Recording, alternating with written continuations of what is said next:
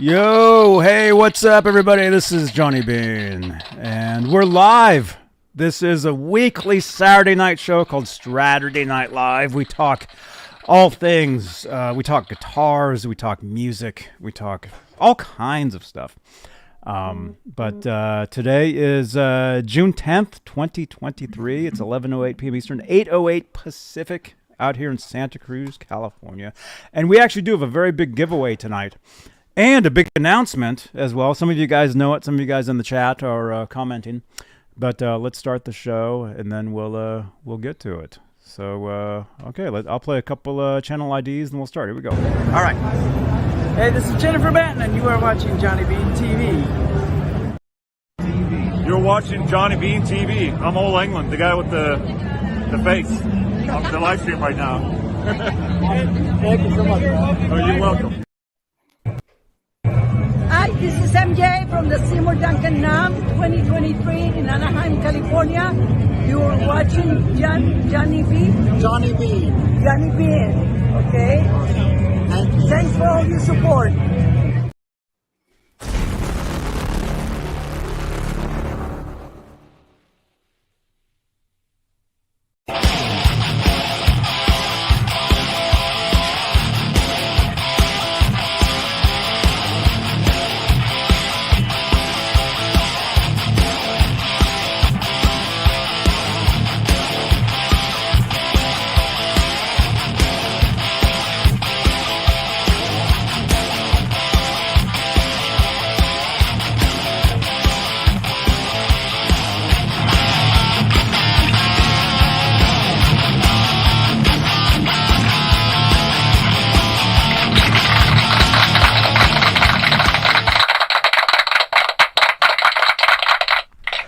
Hey, what's up?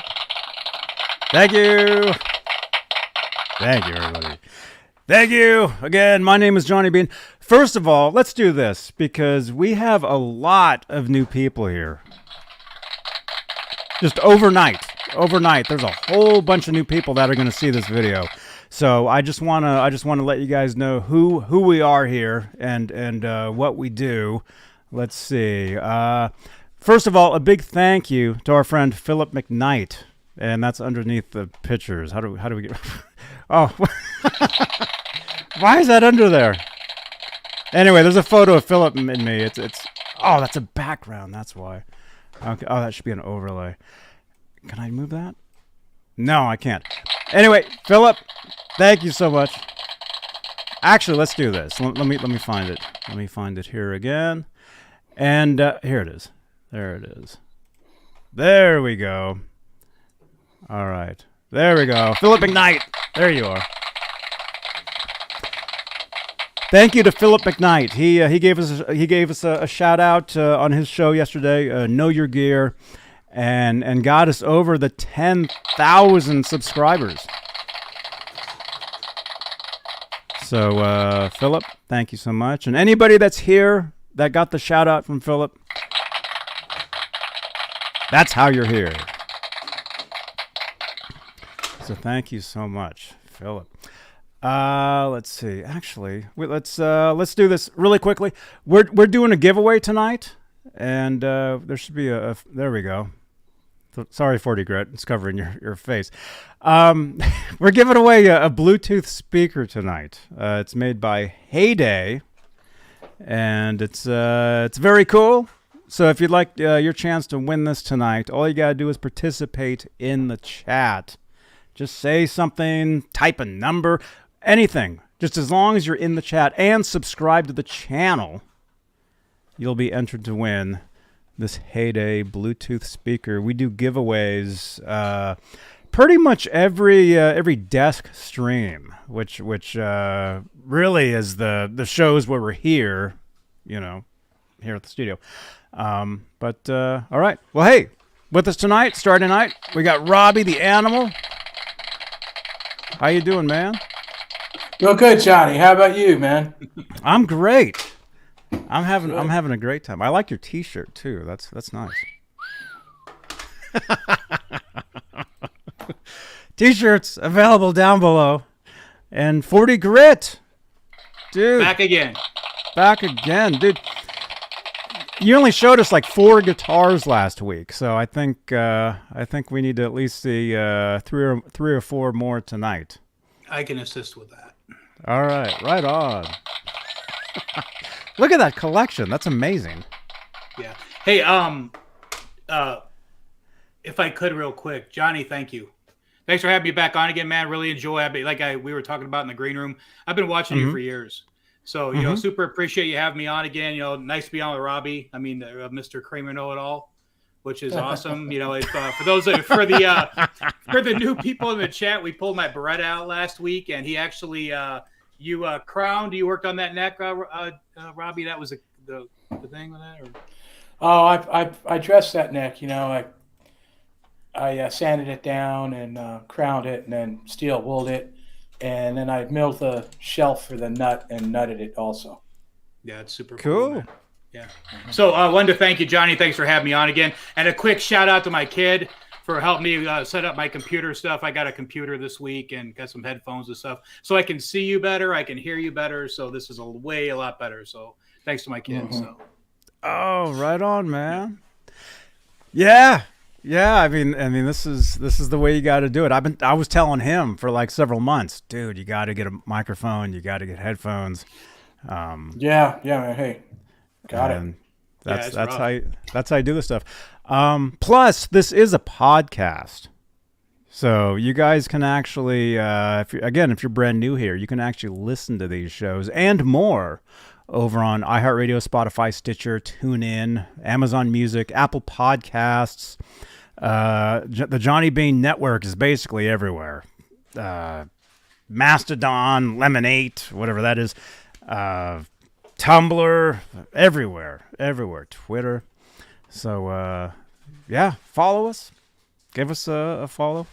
Let us know where you guys are in the chat. And, you guys keep saying that. Thank you again to Philip McKnight. Yeah, for sure. He got us...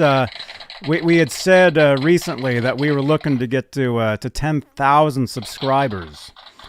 And Phil gave us a shout out yesterday. Actually, what he did, people started messaging me. I was sitting here getting ready because we do a show immediately after Phil's show on Fridays. We do again, we have a lot of new people here, so I just want to explain to you guys what we do here. Friday nights, we do a show called Talking Kramer Guitars, where we talk all things Kramers, you know, from the Van Halen stuff to the, you know, the Berettas, the Focus guitars, which is my first guitar, all that stuff. And so Fridays we talk Kramers.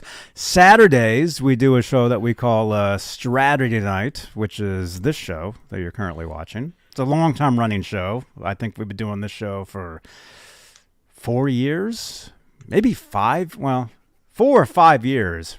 Every Saturday night we've been doing a show. Again, where we talk guitars, we talk music. Sometimes we talk food, just anything. You know, pop culture, movies, TV, I mean, whatever it is. You know, we just basically hang out.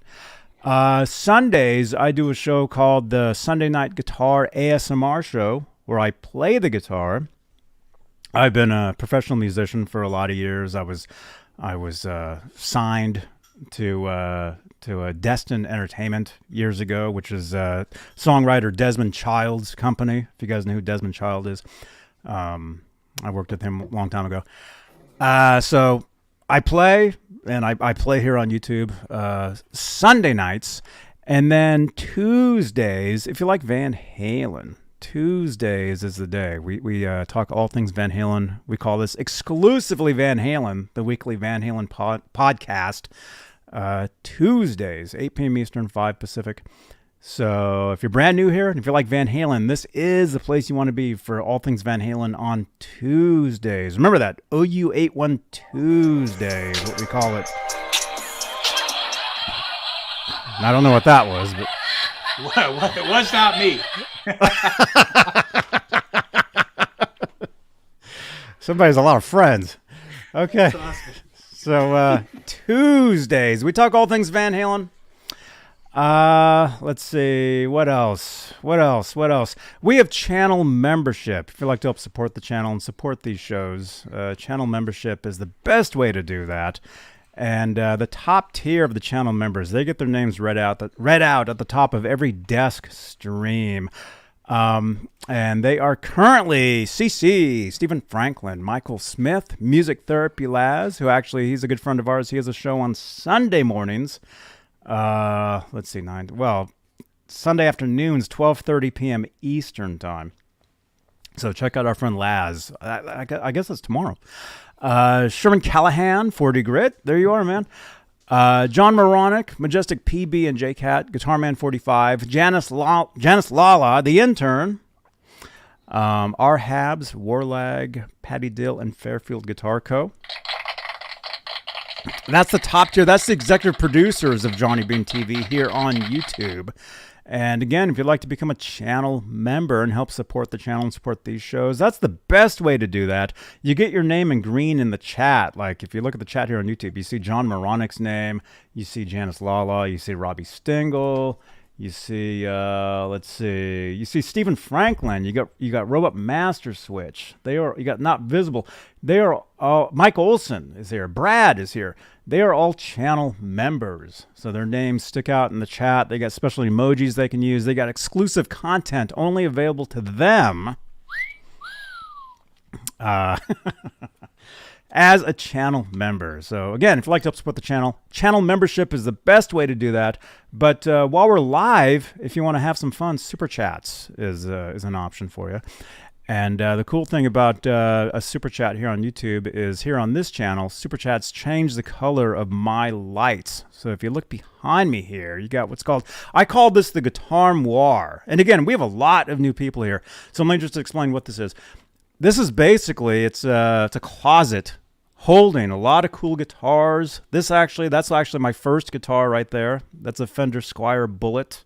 I think it's a 1983, I think. These lights magically change with any Super Chats in real time while we're live. So if you'd like to help support the channel and get our attention with a question or a comment, that's an option for you. Let's see. We're also live on Facebook, Johnny Beane, Facebook page, where we got what are called Facebook stars. It's like a Super Chat over on Facebook. And speaking of Facebook, we're also live in the exclusively Van Halen group at 62,000 members. Like I said, if you like Van Halen, this really is the place you want to be here on Tuesdays. Wait a minute. I just saw that. See, watch this. See? Look at that. It's not magic. It's science. Stephen Franklin just did that. See? Support for the channel. There we go. Stephen Franklin. Ta-da! Wait.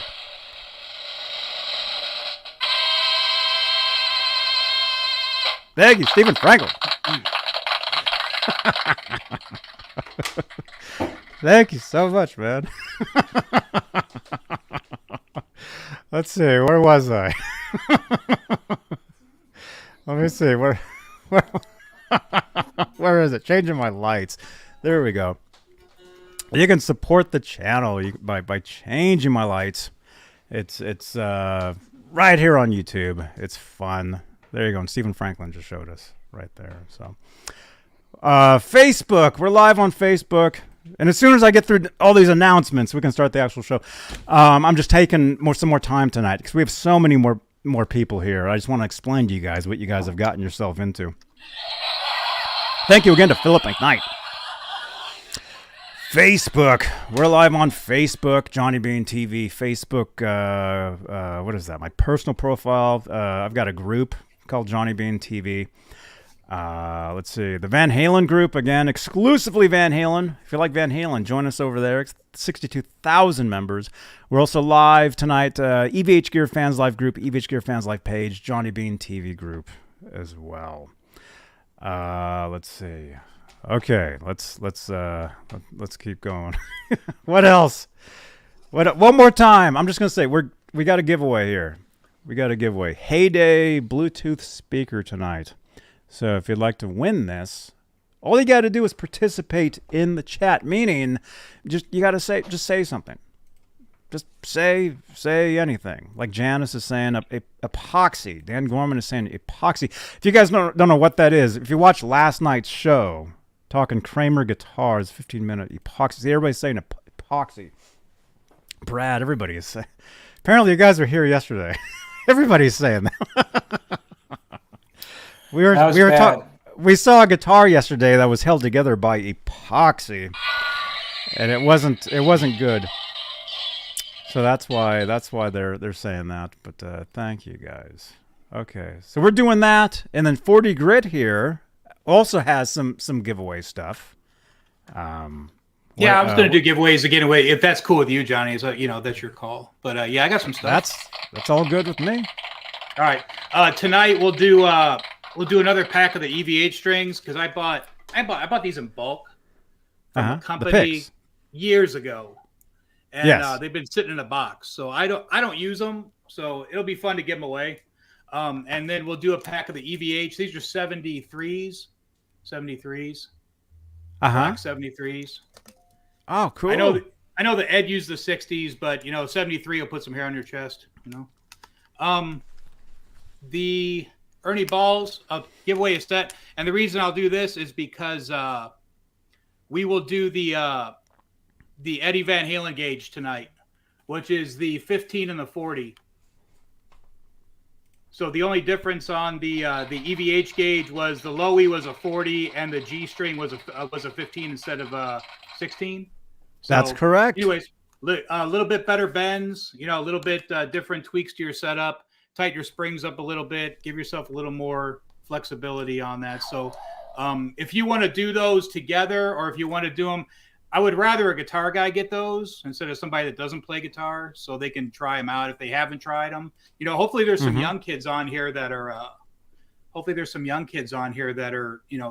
Checking you out. First of all, congratulations again, and great to wait a minute. Phil McKnight for helping you out. Into 10,000. Oh, right. Yeah. Oh, yeah. I forgot. I wanted to do this too. Thank you again, Philip McKnight. Mm-hmm. Philip McKnight got us to 10,000. I think yesterday we were like 50 away. So overnight he got us to 50, and then I think over the course of today we've gone over another 50. So I think we got 100 new. There's at least 100 new people watching this that are going to see this video. So thank you again to Philip McKnight for getting us to 10,000 YouTube subscribers. So now the next goal,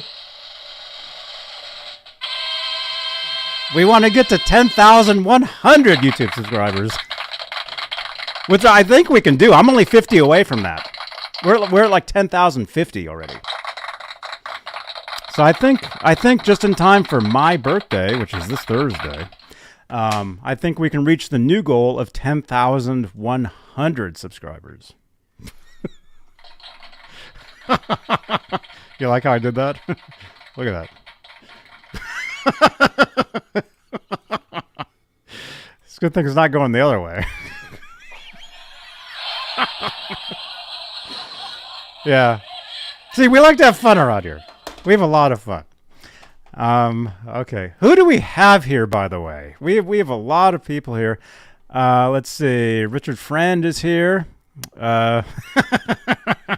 We actually raided Rick Beato one time. We raided his channel, and he had no idea what was going on. People in his chat were saying, Johnny Beane raid, and he was like, he didn't know what was happening. It was pretty cool. Let's see. Michael Patterson says congratulations.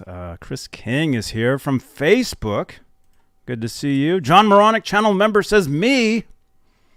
John Moronic is here. Chris King, oh yeah, I'm so happy you made it to 10,000. You deserve it more than anyone. You're the king, man. Thank you for the kisses. Thank you, Chris King. Thank you.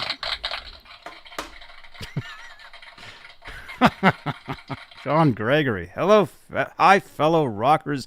Yeah, we like to rock here. We like to rock. Zim's Guitars is here. Congratulations, Zims, on his channel. and his videos.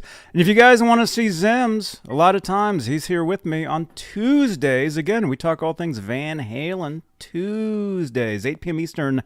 If you want to see Zims, if you want to see me, if you want to see cool Van Halen stuff, Tuesdays is the time and the place. Let's see. Who else is here?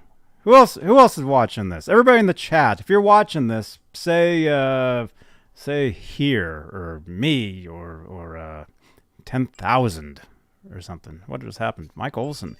Congratulations on reaching 10,000, Johnny Beane. Thank you, Mike Olson. See? Not kidding. That's what happens. It's pretty cool. Mike Olson, thank you so much. Let's see, who else? Hello from the Gibson Garage. Oh, by the way, yeah, if you're new here, and again, we have a lot of new people here. If you look over in the chat, you will see somebody called Nightbot. Okay? That is me. I actually have another set of hands that you can't see working behind the scenes here. So Nightbot is me. So any links that Nightbot is spamming the chat with, that's me. You can trust those links. So such as this link right here. Hello from the Gibson Garage in Nashville. I was there. That's a running joke. I was actually there. I got a tour of the Gibson Garage. Our friend Aljon Go was there. So check out that video right there. So again, any YouTube link you'll see or any link at all in the chat by Nightbot is me. So you can trust those links. You can click on them. You can check them out. And they're all quantity content. Epoxy. Yeah, everybody in the chat say epoxy. If you want to be entered into the giveaway of several things. Looks like we're doing the Bluetooth speaker. We're doing some guitar picks and some custom strings. Which by the way, that is, you are correct, 40, Mr. Grit. You are correct Mr. with Grit. the custom, Mr. Grit, with the custom string gauge. There they are right there. There they are. Look at Not that. quite the original, but the second to the original, right? Mm-hmm. I've got several packs of the originals. I actually, maybe we this can is make funny. a I used to string that. You want to see my first guitar? There it is. I used to string this guitar with those strings, but the ones that said Kramer on them, the ones that said Van Halen, Yeah. or 51, the ones that were striped up. Yeah. Here, check this out. This is my first. If I can reach this, I don't know if I can do this. Come here. Oh, right on. This is my first guitar. I don't know if I've ever showed you guys this. We've been doing these shows for years and years and years. I don't know if you guys have even seen this. This is my first actual guitar. This is it. And I know the logo isn't on there anymore because, you know, when you're a kid, it's cool to cover up the logo with like electrical tape. If you guys know these guitars, this is called a Fender Squier #1 Bullet. And it's a early 80s. I think it's 1983 guitar. And you can tell the body shape. The body shape's a little smaller. You know, it's more like thin. Like here and here. And obviously mine was painted several times over the years.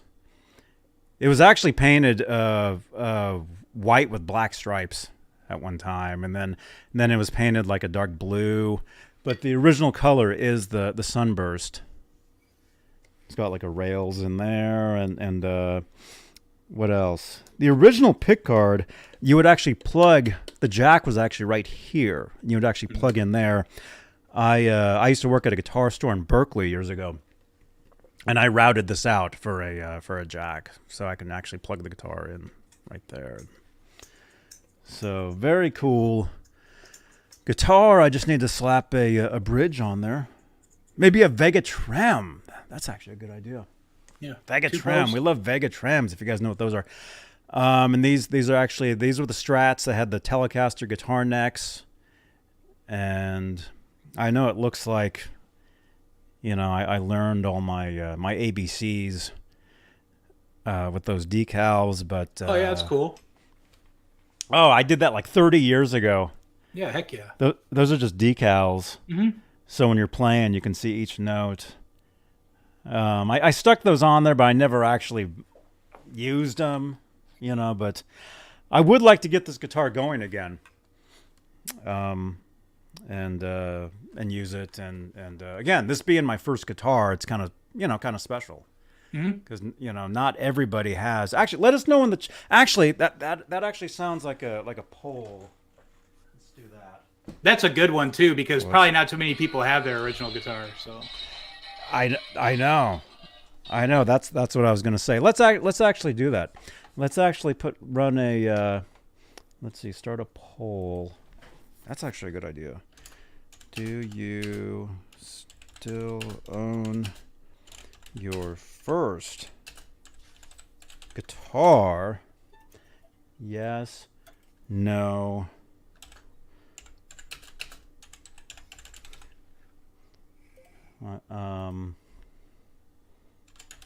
Okay, there we go. Ask your community. We used to like to share the screen and show that for viewers that are watching later on. But my laptop here that I use to run these shows with, for some reason, it kind of heats up. So I'm not able to show the screen. So on replay, you're not going to see the you're not going to see my poll. But if you're here live, you can participate. So do you still own your first guitar? We got 22 votes so far. Sadly, most of the votes are no. Yeah, it looks like it's going to be no by a landslide here. Dang, that's too bad. Let's see. We'll let that run for a little bit. Hey, let us know in the chat if you still own your first guitar. If you don't, or let us, with the poll, you can say yes or no, or you're a drummer, or what. But let us know what your first guitar was. That's actually a good question. Robbie, I'm glad you thought of that. That's excellent. Excellent question. Let us know what your first guitar was or is or will be. 40 Grit, like you were saying. I'm sure there's probably people watching this that are interested in getting the guitar first starting out. Let us know what you would like to get. Hopefully, yeah. Yeah. And I can recommend, if you're looking to get your first guitar and you like to play rock music, get a Kramer Beretta Special. Yeah. I've got several. You can't beat that price point, that's for sure, and they're good guitars. Oh, they're excellent. Mm-hmm. Excellent guitars. Yeah. Okay, let's see. We got a bunch of comments here. Let's see. Tyler Johnston guitar. I'm young. My first guitar was a LTD Kirk Hammett Signature. That's a cool guitar. Man. Yeah. That's cool. Do you have one of those, Mr. Grit? Not really. I have respect for Metallica, but I don't have Metallica guitars. Mm-hmm. Let the audience know how many guitars you own again, because you were here last week and we only saw like 4 of them. I got to comment on that, man, because we're driving to Vegas and my girlfriend goes, I think it's really cool you were on there and blah, blah, blah. And she goes, but hey, you really need to let those people know that you're not wealthy and that this has been a lifelong. I mean, I'm 52 years old. So I've been doing this for a long time. So, this is buying, trading, good years, bad years, since I was 25 years old doing this, Mm-hmm.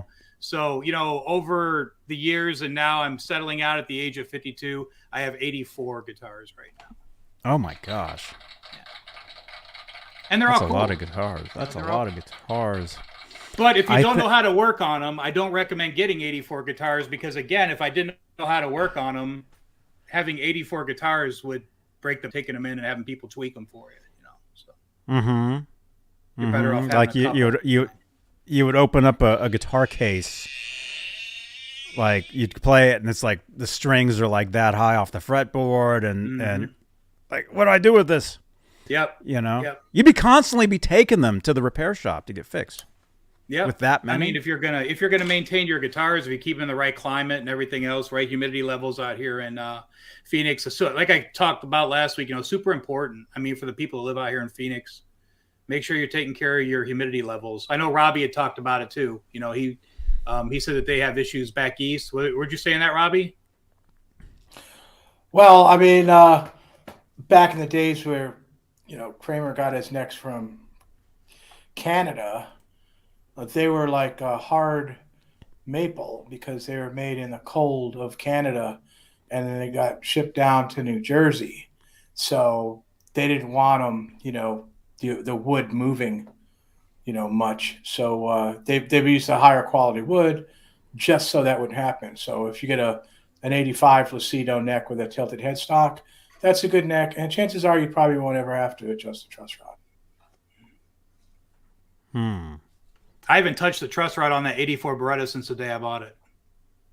Well, that came out of Connecticut. That's a sports neck, but Okay. the same was true there because that was a colder, that was kind of a cold climate compared, like a little bit colder than New Jersey at any rate. Mm-hmm. So that back then that was important, they. Like a company like ESP back in 79 to 85, they used higher quality woods. What? To make sure you didn't have things like that. They used higher quality woods because they wanted to make sure that there wasn't any swelling in the wood, that it wouldn't like move, like you wouldn't have like fret sprout and stuff like you have nowadays with the, unaged wood and the lower quality and the CNC production and all that. Yeah. Right. Yeah. Yeah. Speaking of Phil McKnight, he did a really good one about the about fret sprout, talking about the guitars coming from Japan, Mexico, talking about fret sprout, why. So he's got some really cool videos with regards to stuff like that, and even he's got the instructional videos on how to fix that stuff. So shout out to Phil. He's got a really good thing going over there on Know Your Gear. Mm-hmm. Yeah, he's great. I've been watching him for I was actually on his show years ago. He actually had a special episode that I was on. What was that? 4 years ago? 5, maybe 4 or 5 years ago now. And then I would see him at the NAMM show. And then, like I said, we actually had lunch together down in Arizona. Yeah, fret sprout on guitars. Yeah, I've got some guitars from Japan, and I would buy a neck off eBay, and I would get it, and they would have those stainless steel frets, and they'd be sprouting. Mm-hmm. So I'd have to take it in to get worked on. I've done that. Let's see. Let's keep going. Okay, in the chat again. What was your first guitar? Do you still have it? Actually, there's a poll that says that. We got 38 votes. Yeah, it looks like most people. Here, we'll end that. Most people are saying they do not have their first guitar anymore. That sucks. I mean, unless it was a total piece of crap and you wanted to upgrade to something, But then, would you consider that? Would you consider like your next guitar, like a better guitar, your first guitar? Or your first real guitar? That's a tricky question, though. Your first real guitar? Because I had a Lori guitar from China that was like a Les Paul copy with a bolt-on neck. The tuners were horrible. It was garbage, and I had to play that for a little while until finally I managed to save up some money, and my dad put in the rest, and that's when I got my Gibson double neck, and that was in 1981, and that was like my main guitar for quite some time, and that cost me $800. That guitar in 1981, brand new. That was a lot then, yeah. huh? So that, well, not really. Now they're going for a lot more. I mean, you try to buy a 81 double neck like that, the Gibson now, and you're looking at $5-6 grand easy. Yeah. You know, But back then, $800 was a lot, especially like at for that me age. it was. For me, I mean, Yeah. I was trying to build a drum set. I would like buy a drum like every couple months. Oh, there's another one. Yeah, you know. To build a drum set, you would buy each drum one piece at a time? Absolutely, yeah. Yeah, I never thought about that. People do that? Drummers do that? I did, you know. I guess that kind of makes sense. It was a big deal. The 30-inch gone too, you know. That was like no big deal, really hard to do, you know. So, but yeah, it's like real guitar, or you know, you might have had a bunch of guitars that you wouldn't really consider real. Maybe it's a slippery slope. I mean, in 1982, that's when Bill Isaacson built me the Tiger Stripe guitar, the red one that most of us have seen. And then, of course, in 84, beginning 85, that's when I built the Beretta and I still have both those. So. Mm-hmm. Yeah. Hey, I can remember back in the 80s. I mean, there's a place in Michigan where I grew up. It was called Arno Williams. It was out in Canton, Michigan. And they had all the Kramer guitars. They were a Kramer dealer. And they were expensive back then, man. I mean, I remember $2,000 guitars back in 1989. You know, so oh my gosh, mean, you know, that's almost like $1 million back then. Yeah, I mean, the Kramer Stage Masters, I think, were going for $1,800 back then. You know, in 1989. So I know those guitars were a nightmare, though. Sorry. Oh yeah, you had mentioned that. Yeah, you had mentioned that. I know we had to hack those up to try to get them to play, and ESP was their quality, although it wasn't anywhere near it was in 85. It was still a quality, you know, piece of wood that they sent us.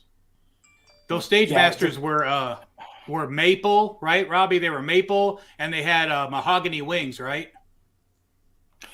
Sounds about right, because they were like a neck through, as far as I remember.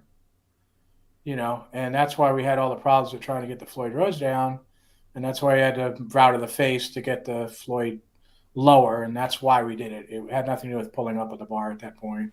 And I was like, I think I was there for the first time we ever did that. You know, you were there.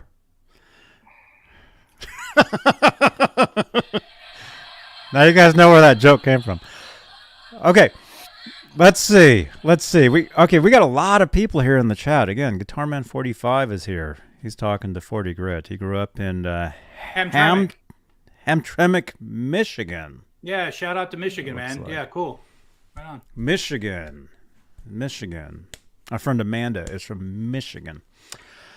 Let's see. Brad says he was there. That's right. Richard Friend, my first pedal was a Orion Stereo Chorus. They're pretty collectible now. I still have mine. Right on, man. First pedal. I had an Electro Harmonics Big Muff. Yeah, an original. Well, yeah, it was like, you know, 1980 or something, 79. And you're saying you had. You don't own it anymore? I don't have it anymore. I wouldn't use it now if I did. I mean, you know, but back then it was cool, and you know, I would love that pedal myself personally.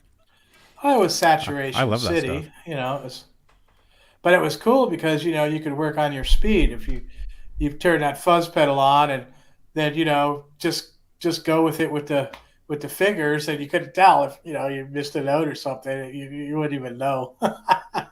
Right. It's just it keeps. Yeah.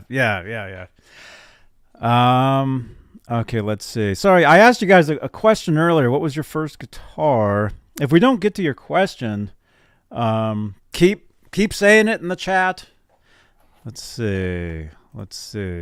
Brad is saying the Boss MT2 Metal Zone was my first pedal into a PV Bandit 112. There you go, man. That actually sounds like my dream rig in 19. It would have been before I got my 5150 amp, so that would have been 93. 1993, 94. I was totally into the Metal Zone. And I know now they get kind of a bad rap. But at the time, I mean, it was pretty cool. It's all we could Not as afford, bad bro. It's not as bad as a Metal Muff. The Metal Muff? Yeah. Ooh. The Big Muff Metal Muff? I haven't heard one of those. Oh, I had my friend borrowed. I borrowed it from a friend. I could not get that thing to. The Metal Muff. I believe that's what it was. It was bad. Yeah, it was bad. Sorry to cut you off there. Keep talking, Mr. Grit. Him? Yeah. No, you didn't cut me off. I think I said to Johnny, that's all we could afford, man. You know, I mean, like, regardless of if they were good or not, the Arion stuff, some of that Arion stuff is going for big money. I remember I went to a guitar lesson one time. I wanted to know how to play Panama. And he sold me an Arion distortion, my guitar teacher. And he goes, okay, so plug this in and here, play this. Okay, see you later. And I was like, okay, see you next week. You know, I mean, that's what you could afford, you know, Arion and the Boss and all that cool stuff, you know. So some of that stuff's big money now, though, you know. Oh, yeah. Whoops. Wrong button. Yeah, a lot of that stuff is. I was going to say my first pedal, which I still have. I mean, if I had thought about this, I could actually grab it through. It's back there in a drawer. But my first pedal was the DoD distortion, hard rock distortion, and I thought it was cool because it actually came with a slight delay. Where it doesn't repeat. It's more like a very slight slapback. And I would crank that. And I remember thinking it was really cool at the time. This would have been 1987, 88. That's when I first bought Van Halen's Diver Down. So when I first heard the song Little Guitars, you know how you got the main guitar on that song? It has like a slight slapback delay, very slight. This pedal actually kind of got that sound with that slight delay. So I remember thinking it was cool.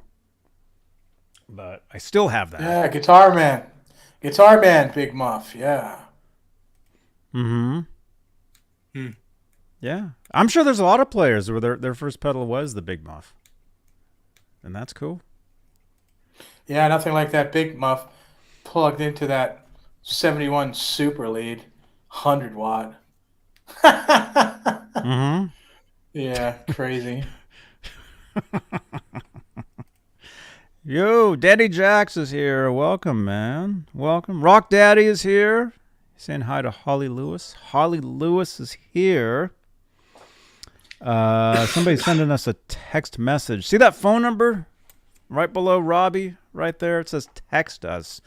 You can actually send us text messages. You can add us. You can actually add us as well on WhatsApp. 415-952-3263. So if you already have WhatsApp, you can add that number and just label it Johnny Beane or Johnny Beane TV, and so you'll know. And but you can text us. You can text us there. But yeah, we just got the text. Let me see. What does it say? I think they're actually saying something about the Metal Zone. Johnny, the trick with the Metal Zone is to keep the gain around 9 o'clock. Okay, I can see that. Saying, who is that? That's Frank.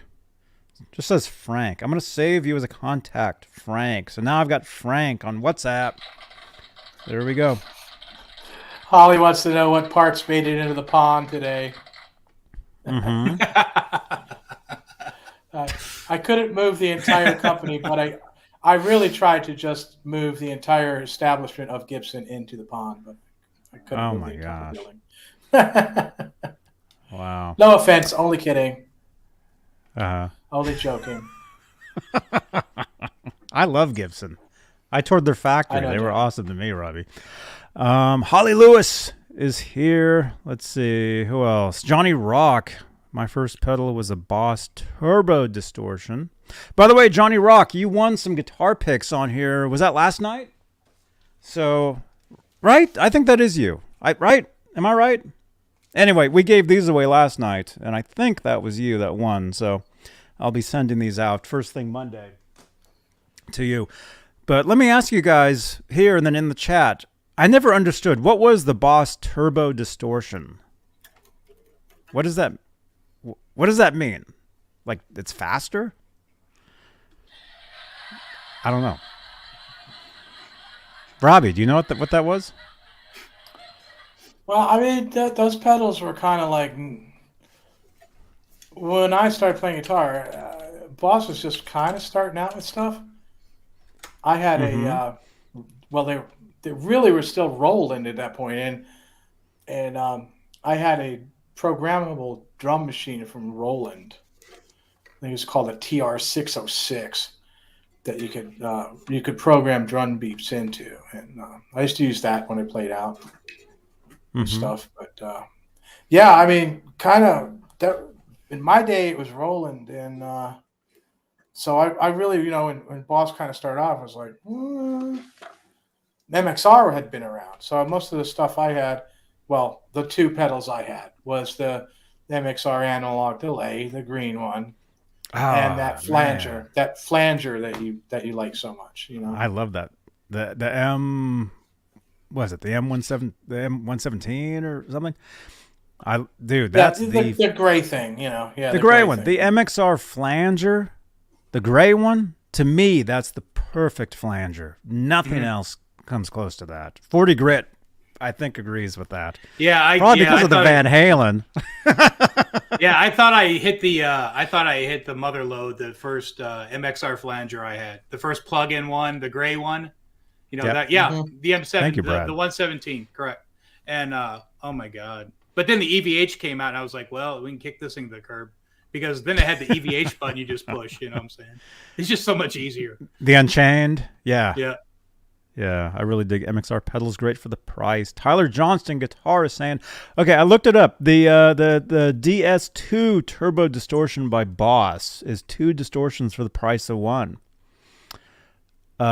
Features twin modes for an expanded range of distortion, taking users from blues rock rhythms to searing leads at the press of a pedal or twist of a knob. Okay, that's cool. So the Turbo Distortion by Boss is basically 2 distortions in 1. Glad to know that. I had no idea. Hey, you know what? Back to the MXR flanger. Yes.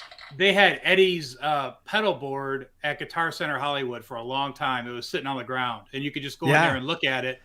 And I took a picture of every one of his settings, his Phase 90, his EVH, and I got home and I was looking at them.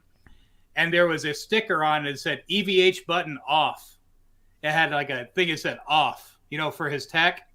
And then all the settings were marked with like a yellow point where to set it. And there was wrapped duct tape around it, or gaffer tape was around it, so you couldn't turn anything. But I thought it was funny that Eddie Van Halen's personal Unchained setting on the MXR flanger was turned to off. He wasn't using his own setting for the flanger. I thought that was funny. I can probably guess why, because he would have used that same flanger for other songs. Probably, yeah. So it would have been a slightly different sound. And then I would think that they would actually probably have 2 of those. He had one on the board. I bet you I can find the picture. I'll send it over to you. And then then you can tell me what your thoughts are. But there was one flanger on the board, and I just thought it was funny because, of course, what does a Van Halen guy do? He comes home and turns all the settings to what Eddie had, you know, and turns his EVH off, and it just didn't sound as good. So I went back to using the EVH button, you know, for me personally. You know, so. Oh, that's cool. Let's see. In the chat, Chris King is saying cool 40. Yeah, that's cool. Let's see. Holly Lewis would love to see that photo. All right, let me find it. I got it. I'm going to send it over to you, Johnny, and then you can show it in the... Okay. It's on my stuff right here, so... All right, right on. G. Butchnoff is here. He's a good friend of ours. I also have close-up photos from the 2007 show in Fresno, where you can see the front of that board. Right on, G. Butchnoff.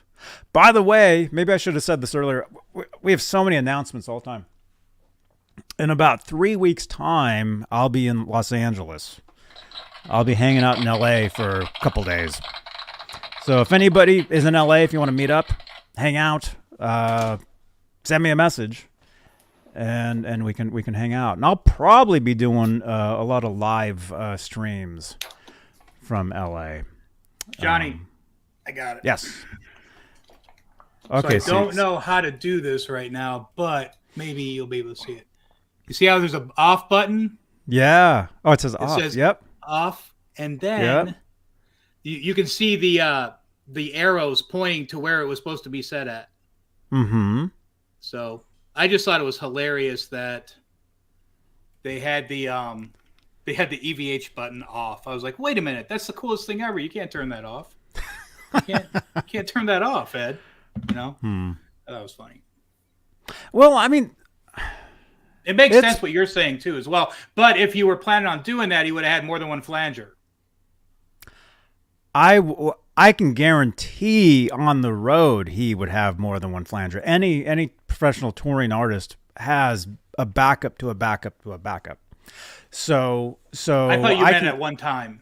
At one time, yeah. Actually, I would.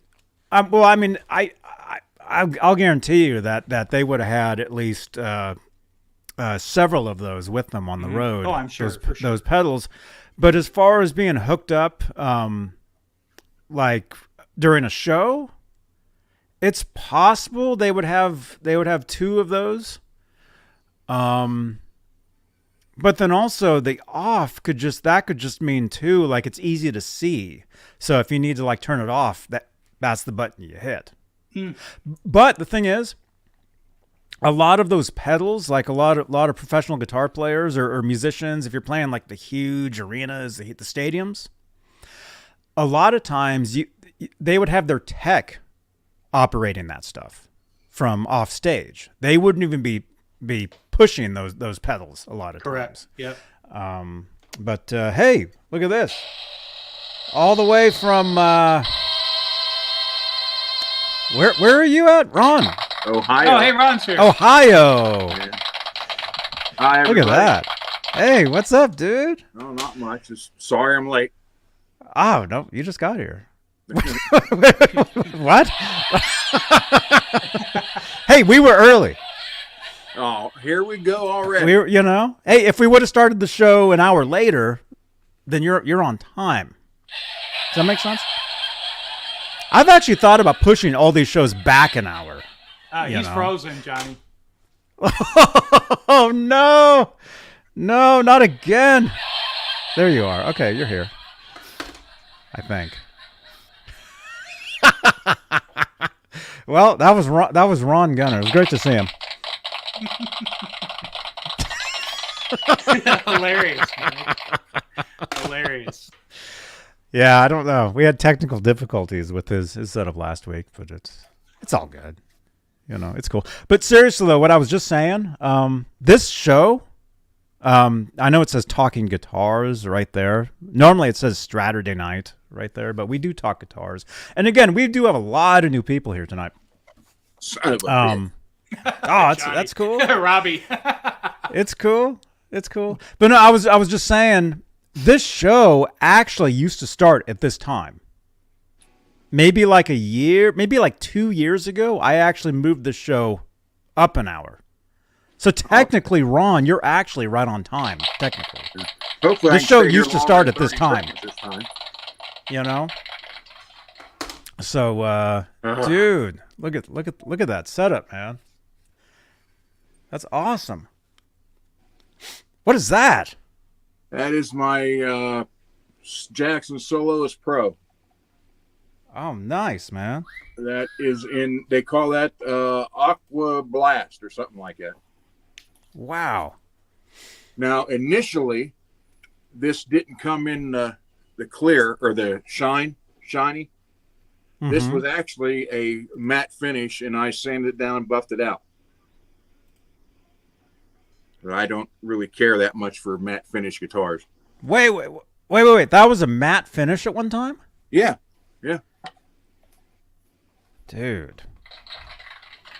I sanded it down. I started out with. So it wasn't that shiny originally. You're no, saying no. that is. They never made this in a gloss finish. So, that looks. Oh my gosh! I used to paint cars. My dad used to have 2 body shops, so buffing and painting and stuff's not an issue. Mm-hmm. Dude, you need to start a YouTube channel. Exclamation point Ron in the chat. We'll actually give you Ron's channel. What is it? What do you call it? What's your channel called again? Fretworks. Fretworks. Dude, that looks nice. Yeah, they. If you look at these, I got before and after pictures somewhere. It's just the matte finish, and what makes me mad about that is right here, it'll start getting shiny from your arm and around the volume pot. So I don't like that. I think that looks stupid. You know, it's like matte everywhere, then shiny in a couple spots. So I stripped the pickups out, took the Floyd off, pots out of it, sanded it down. Started with the 1,000, then went to 12,000 or 1,000, 1,200, 1,500, 2,000, 2,500, 3,000. The value of that guitar since you did that? Yeah, no, I wish.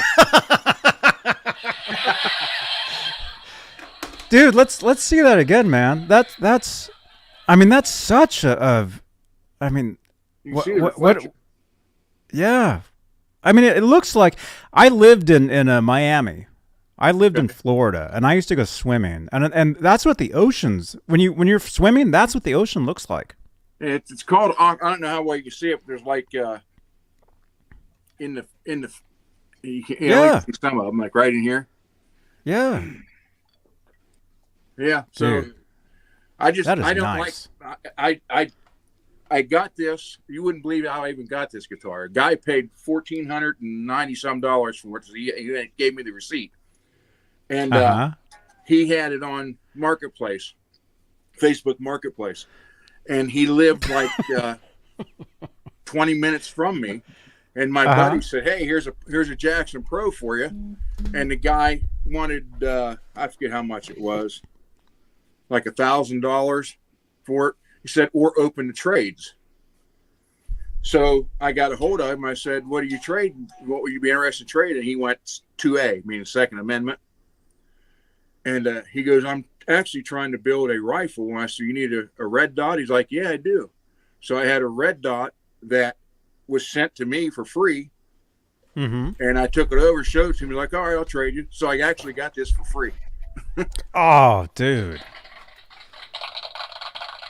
And it's got the speed neck on it. Actually, I love this thing. That's a nice guitar. Wow. Thank you. That's very nice. Yeah, that's a nice finish. So again, you're saying that that was a matte finish. Yeah. And you shined that up. I stripped it down. That's the word. Stripped it down. And I sanded it with the different levels of sandpaper till I got to 3,000 grit. And then from there, I went to... we got 40 grit here. I went to McGuire's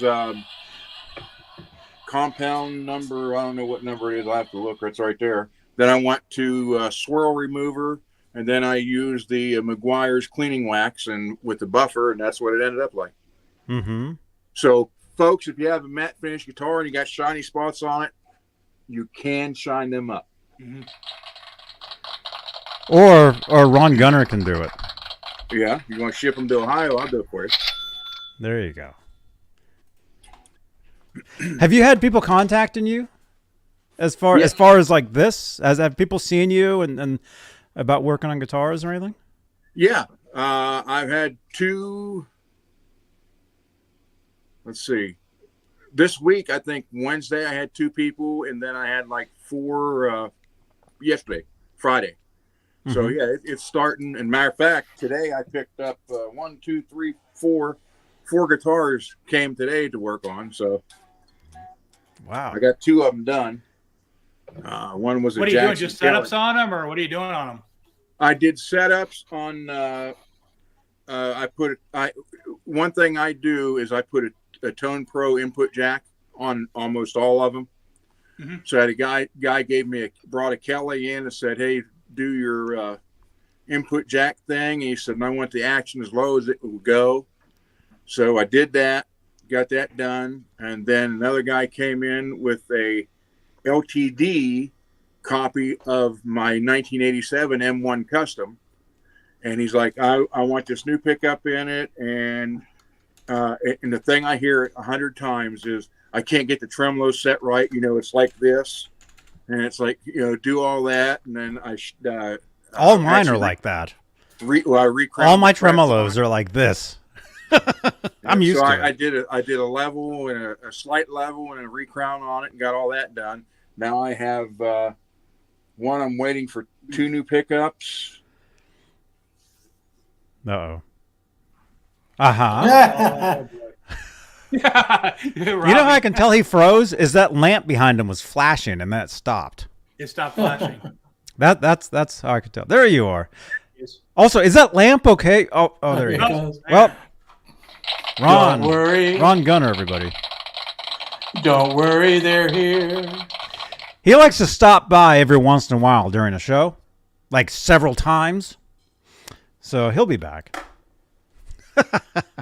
Dude, that guitar was beautiful though. That it was a Jackson, right?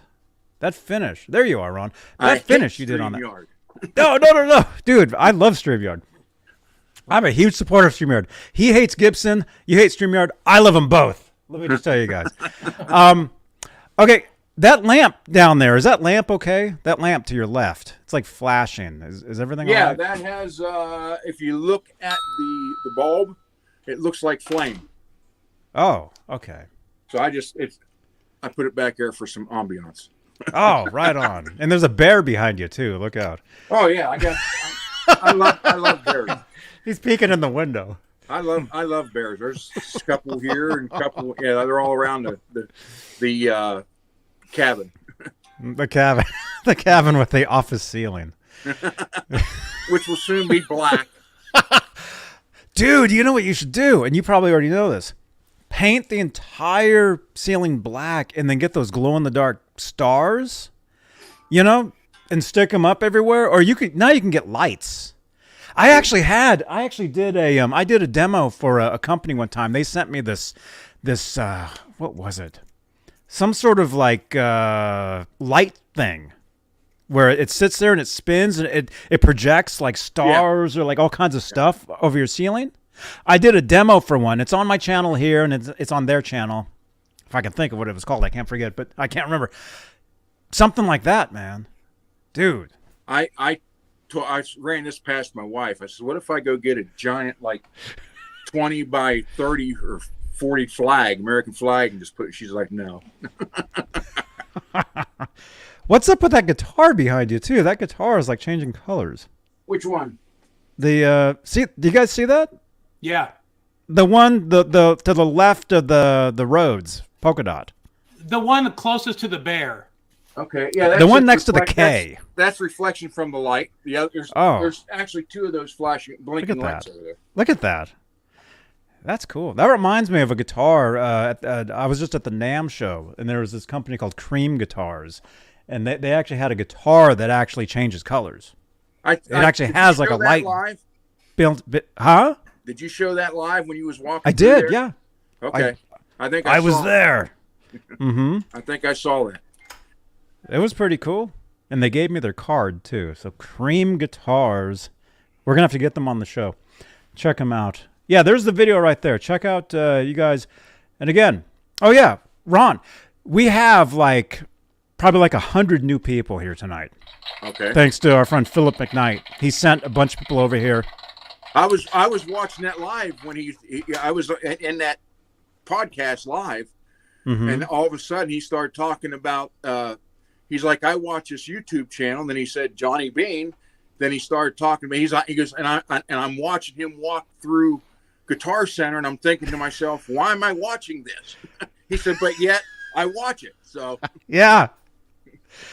I was like, okay. Yeah. And I think that's when I texted you as soon as he started.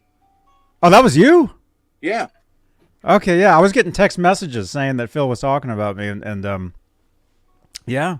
Yeah. So again, yeah, if you guys are brand new here, generally Mondays, sometimes Wednesdays, but Mondays I'll go live at Guitar Center, just walking through, I'll have my, my phone, like this, and I'll just be walking through and checking stuff out. And it's pretty cool. So yeah, a lot of times Mondays is when I do those videos. But actually this Monday, I'll be coming live. I'll be live from Laz's house, probably early Monday, probably late morning California time. We're gonna set up his home studio and get him. We're gonna get him the 40 grit setup, or the Robbie Stingle setup with the headphones and the mic. Hey Johnny, I was going to ask you about Laz. Did Laz get his delay set up, his EVH? Did he get his wet, dry, wet set up? Tune in this Thursday. Okay. Tune in Thursday to Music Therapy Laz. Exclamation point Laz in the chat. He's actually at a birthday party right now. Laz. He texted me a photo of the food. Hello, 40 Grit. What up? Hey, Rob. I didn't mean to be rude. He started asking questions right away. Oh, yeah. No, these shows, you got to be quick. That's why I was like, hey, hello, by the way. Dude, watch the very first episode of these shows. It's like, well, yeah. No, these shows, you got to be fast. But plus, this is a podcast, so no dead air. No dead air at all. Mr. Grit. Go show us another guitar. Go grab another guitar and show us. Well, I sent some out tonight. Good question, Robbie. Oh, no. Is that a question? That one.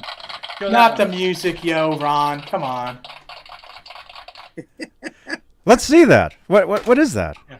That's the one he showed the other day. It's cool. It's a Bumblebee. Bumblebee. So you got the Bumblebee, you got the Kramer decal. I swapped the pickup in it, and I'm waiting on a new Floyd for it. So, cool. So that's cool, man. Is that's a customer's? You may not like though. Let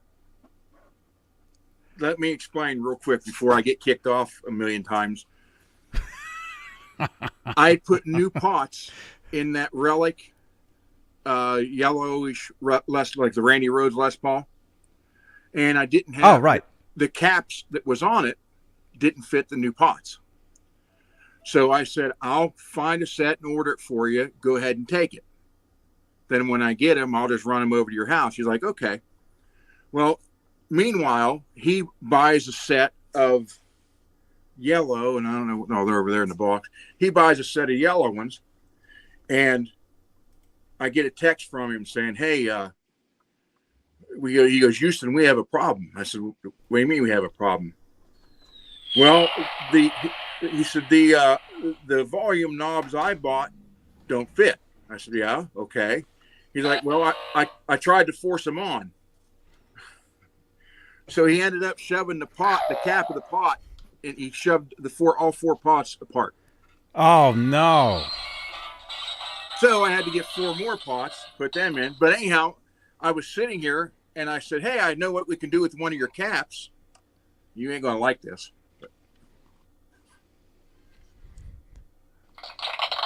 I like it. He did too. He's like, I can't see it, but I like it. He's like, I like it because it had the chrome knob on it. It had the chrome knurled knob, and he's like, I really like the looks of that. He's a big Steelers fan, so he's like, yeah, leave that on there. Oh, cool. So that's on there. I mean, being 45 minutes from Pittsburgh, where everybody here is Steeler fans. Mm-hmm. Mm-hmm. So that's a customer's guitar. Yes, sir. Or that's a repair, I guess. Yep. From Fretworks. Yeah, it's starting. It's picking up. It's just something I started doing here in the basement. Because I figured, well, if I'm doing it for my son's band, I might as well make some cash at it. I mean, I there was a store in the mall all through the 80s, and I did all this there for the store. So I've been doing it for years. So. That's cool. What's it like working at a mall? I didn't have to sell anything. I never had to work the counter. All I was the guitar tech. That was it. I would go in 3 nights a week because I was working at International Harvester during the day, and I'd get off work there on Tuesdays, Wednesdays, and Thursdays, and shoot out the mall and do all the repairs they had set for those 3 days. And then I'd, next wouldn't be back till the following Wednesday. Cool. Or Tuesday. And it was nice. They had the owner was a fellow Italian, and he's like, "Run whatever you want." So I had I had a nice bench and all the top tools at the time. I'm like, "Yeah, this is great." Cool.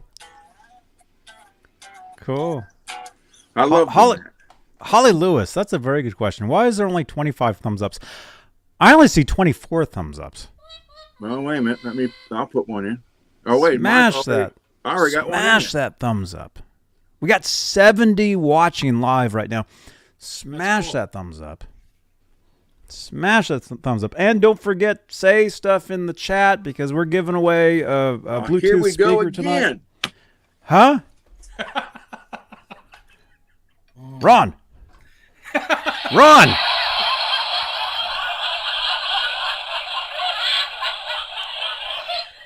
We need more thumbs ups.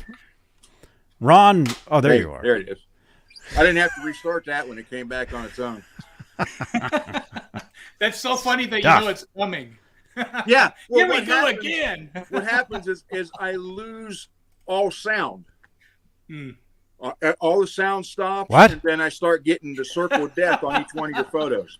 Oh. But I didn't realize till I saw it on the TV that you can still see me until I restart it. So good thing I didn't flip it off or something. Yeah, we can see you a lot of the time. Oh well. Okay. Let's see. That's hilarious. That's a good one. We'll just leave that one there for a little bit. But in the 80s, Johnny, when I worked at the International Harvester, that is where we did the filming for the movie Gung Ho. I sent you the pictures of. Yes. Can we show those? Yeah, go ahead. Oh, I forgot. We were going to show that stuff. That's right. Yeah, there's a real skinny me playing it. That photo with me and a singer, that was 1984. They're on the one. WhatsApp. This one? Wait, which one's you? Wait, that's you playing the guitar? Yeah, that's 1984. That's you? Yes. Yep. That's a cool picture. It's the same ceiling. Is that in the same basement? No, that was at a place. That was a place called Burke Allen's in Huntington, West Virginia. Wow, you got a Gibson Les Paul there? Yeah, I had it. I didn't. Dude, I'm not a Les Paul guy, so I got rid of that quickly. That's 1984? Yes. Wow. I'm old. No, I was going to say you look ahead of your time there. I was going to say that's at least, most bands didn't look like that till like 87 or 88. Our singer loved that singer right there loved Steven Tyler. So that's where all that came from. Oh, cool. Yeah, look at that. I think he's playing harmonica there actually. Yeah, I was about to say that. That's cool. Yeah, let's show some of these. So you were in a movie called Gung Ho. Yes, with Norm from Cheers. Is that Norm? That's me. That Norm is the one right by the orange box, and I'm leaning towards him. Wow. So you're the one with the glasses with the beard, and then that's Norm from Cheers. Yes. Sorry, it's blurry, but.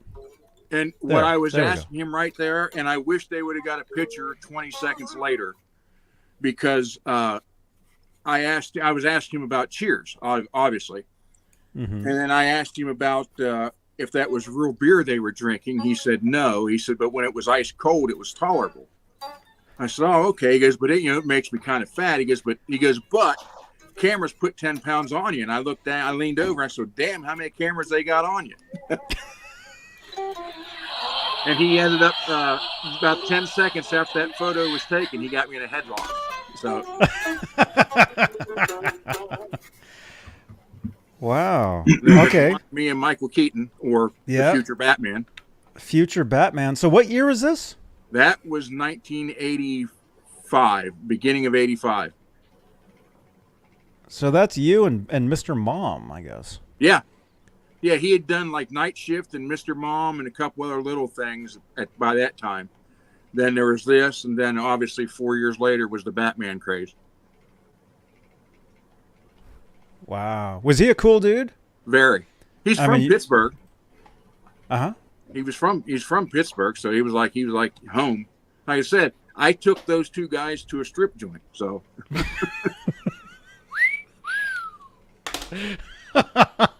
Where are those photos? now I think they have them. And then there's also look out! You don't want Batman coming over. Yeah, he'll show up, come down, or Beetlejuice. I can see, I can see all of a sudden the bat, what do they call it, the batarang hit me in the side of the head or something here shortly. I play Grand Theft Auto live on Twitch every night, and I actually drive a car in there that's very similar to the Batman car, like his era. Oh, I there think, you go. Actually, That's so I drive that around all the time. Now, Let's there's see. There's pictures of my Ripley. Yeah, let me see. You've got several. Do you still have the Ripley? No. How much did you sell it for? How much? Yes. I sold it in 1990, and nice. I'm probably going to say $600. Oh my God! Oh, I bought mine for $300 in '95. Yeah, I think there's 4 pictures of it. We were in the recording studio then. Yeah, that's cool. Look at that. Well, that's so like, were you 87, 88. So you weren't using it as a Ripley in the studio. No. You were using it as a regular guitar. Pretty much. There you are doing the Jeff Watson? Yeah. I was trying to do the Eddie finger tapping stuff there. That looks like the Jeff Watson technique. Yeah, for sure. Jeff Watson actually asked me to stay at his house one time. There you go. Actually, I should get a channel ID from him. There you go. So Then you weren't using. So you weren't you. Oh, go ahead. Yes. So you weren't using the guitar for the Ripley stereo. No. But the guy doing the recording, the producer, hooked it up that way. But for the songs we were doing that particular day, I think we did 3, and it just didn't fit because I was doing harmonies with it, and it was like it just didn't. So we didn't do it. Then the next 5 days, I brought in all my Charvels and recorded that in my ESP. Mm-hmm. Now the picture of me behind the mixing board, that was the producer. I just pulled that one up. Okay. Yeah. The producer's behind me in the background. If you make the picture a little smaller, that guy's name is Mark Daddle. If you look on Motley Crue's Theater of Pain album, he's on there. They list him as Mark the Bitch Daddle because he did their live sound for that tour. Uh-huh. But he also had recording studio. And if you see the reel-to-reel behind him, yeah, that is a Studler. I think that's how it's pronounced. And at the time we were there were only 2 of those in the country. That one and one in Eddie's 5150 Studios. No way. So we recorded on the same machine Eddie did. Oh, no, I mean, not the actual same machine, but there was only 2 in the country at that time. The same kind, yeah. Oh, that's amazing, man. Uh-oh, I think it's frozen. So Ron, what do you think of Wow,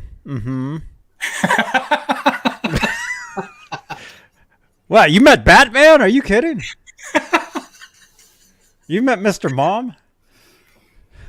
Did you call him Bat Mom?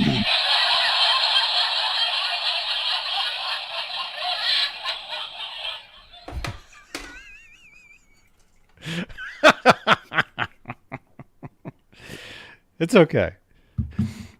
It's all right. So That's StreamYard cool. hates me. Let's put it that way. Well, I think it's got to be your internet. It has to be my internet is over one gigabyte. It's flying. Maybe it's too fast. It said it's got perfect connection. Maybe you're burning through all your data instantly, and you keep resetting. No, I got free. It's unlimited, so we're good. But there's other pictures in there of a couple of my other guitars, and then a couple. One where we were playing a metal festival. We were on we were on the second stage. Oh, cool. And that's my yellow 87 ESP M1 Custom. I was actually wearing a Steelers hat for that show. Oh, cool. Look at that. I have video of that. We had our singer look like and sound. We were the only band in the area when we weren't playing originals. We could do Skid Row and Queensryche because our singer was able to sing that. Wow. And he looked like Sebastian Bach, so the girls loved that. Whoops. I'm going to hit that one. That's cool. Holly Lewis is excited. She's asking where that was. that was actually 1990. Where are you right now? Yeah, that was 1990 or 1991. By the way, Holly Lewis, shout out. Holly Lewis has a channel. I don't think Nightbot has your channel yet, but it's called Holly Lewis Live. I think we gave you a shout out last night. Let me get that, throw that in there. And then we're getting text messages for 40 Grit. People are saying, let's see a guitar. Let's see another guitar. Hey, Johnny, earlier when I was talking about I've been collecting for 25 years, my son sent me a picture, and he goes, hey, Dad, show this one. So this is when I was 25 years old. It's actually pretty cool.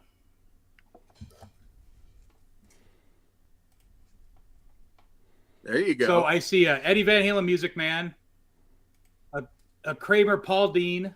That's you? I think that was a Kramer Focus. Yeah. And a Farrington that I still have. My mom got me that Farrington for graduation. And then ESP Kamikaze. And my 5150 combo. So that's back before 40 Grit became 40 Grit with all the guitars and stuff. Right on. Ron Gunner just got here. Welcome back. You're just walking in. I switched guitars. I got my... Somebody just asked in the chat what your most expensive guitar is for each collection. I think that's a fair question. For who, me? For everybody. Mine would probably be my 59 Les Paul Jr. It's oh my goodness, valued at like $11,500. Wow. I can show you that if you want to see it. But this was probably my favorite player right here. That's Jackson one with the soloist, EMGs, right? Your soloist, yeah. German Floyd EMGs.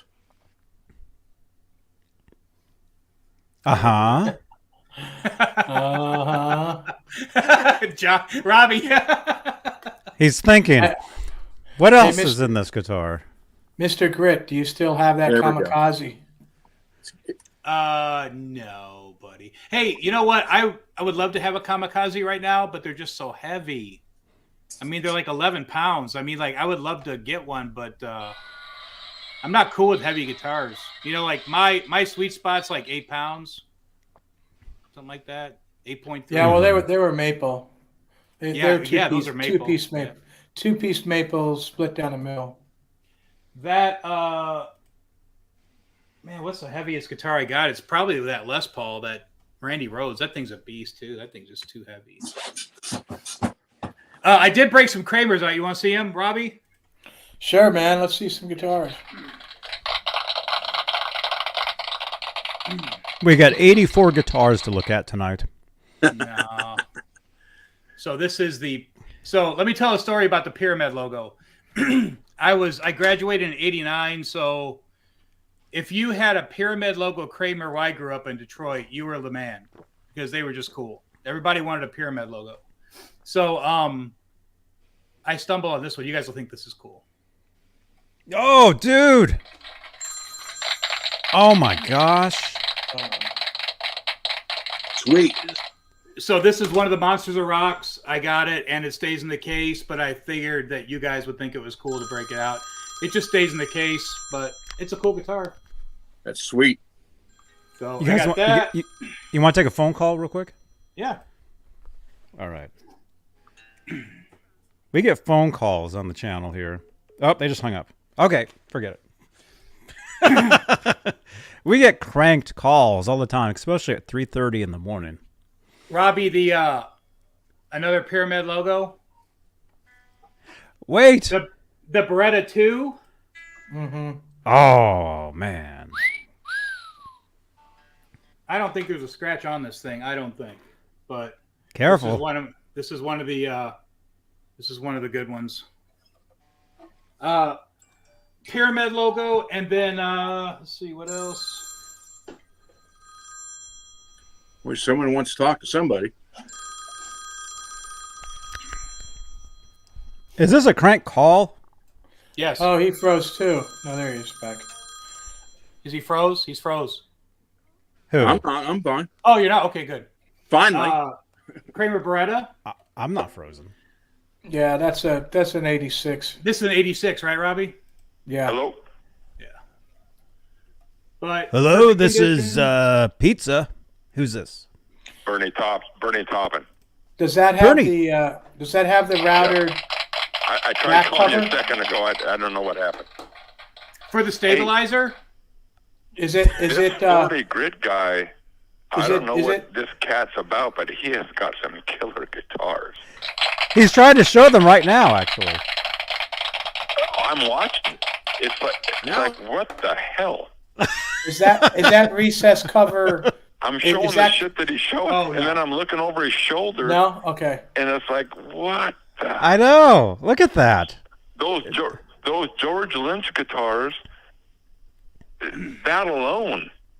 And then the one he's got in his hands right now, that white Kramer's like, good God. Mm-hmm. Is he frozen? No. Is Ron Oh, frozen maybe. again? I think he is. Ron. But anyway, so this guy that's on YouTube, it shows 40 grit. This What's guy? his name? What's his deal? How did he get all these guitars?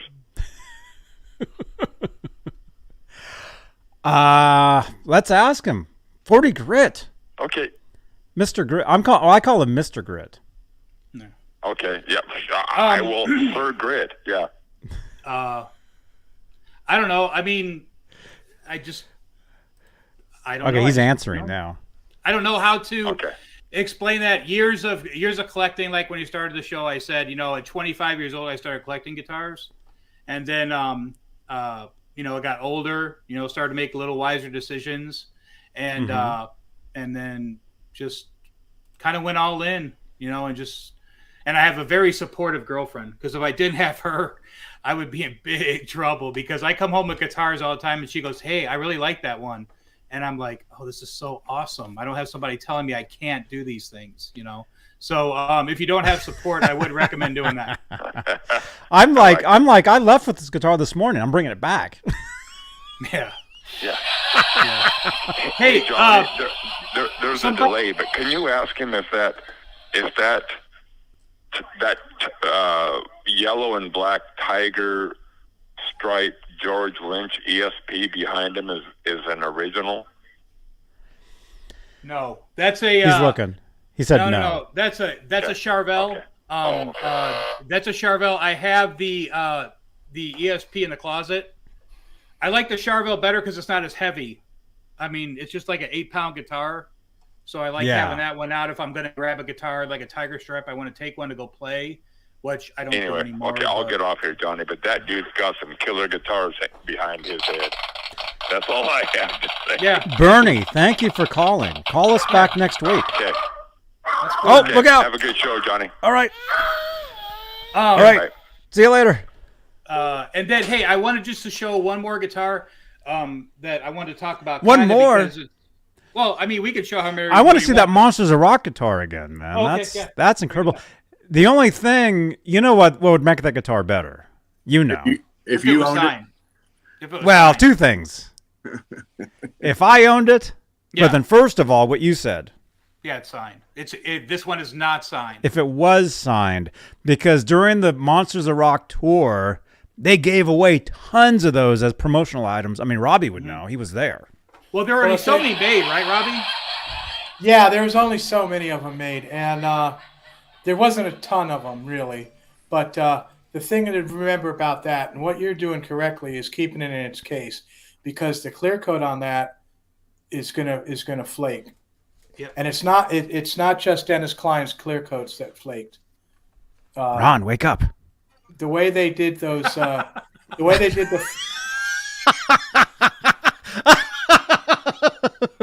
the way they did the clear coats on those graphics, they didn't put them back in the paint booth and do them proper. They just airbrushed clear on them, just like when they made the graphic. So after about 6 or 7 years, it peels off. Like all the Klein graphic guitars you see, usually it's like starting to come off and stuff.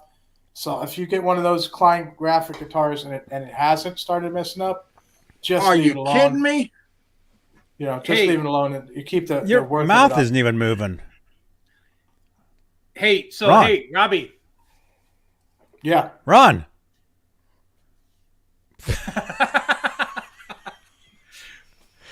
Hey, my buddy. He's about to do his own show. I don't know how he's going to get through his own program if his camera keeps freezing every 5 seconds. Hey, I've got this friend of mine that, not to cut anybody off, but this guy, I've got this friend of mine who's got way too much money, and he goes to the Gibson. What's garage his all the name? time. I'm not gonna say, but he goes to the Gibson. They fly him in to come buy guitars at Gibson. Oh. Okay, so he was just there. He's there right now. Actually, he just bought a Murphy Lab and he bought something else. But he sent me this because he knows I'm a Kramer freak. He goes, "Hey, Mike, we were just in the vault, and they just added this to the vault. They got it from John Bon Jovi." Speaking of Klein, Robbie. It's a lot of glare. I can't really see it. Doggone it! I'm trying to. It's the slippery when wet. Oh, cool. Oh, okay. Oh, there it is.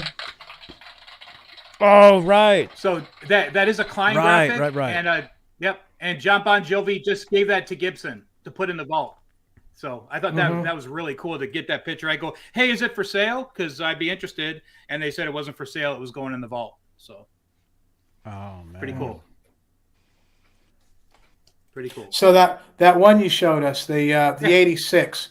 Yeah. That 86 is the tremolo cover. Is it recessed or does that sit on top of the body? This is a flush mount. It's flat. There's Right. no recess. There's no recess on that. There's Okay. no recess, sir. Yeah, those recessed ones we only made for 2 months. That's what mine is.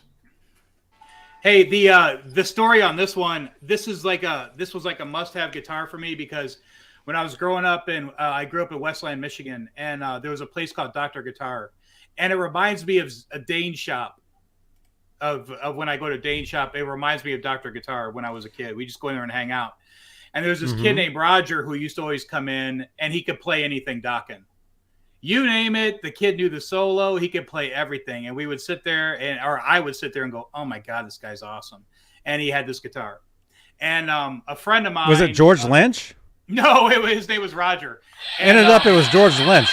I wish.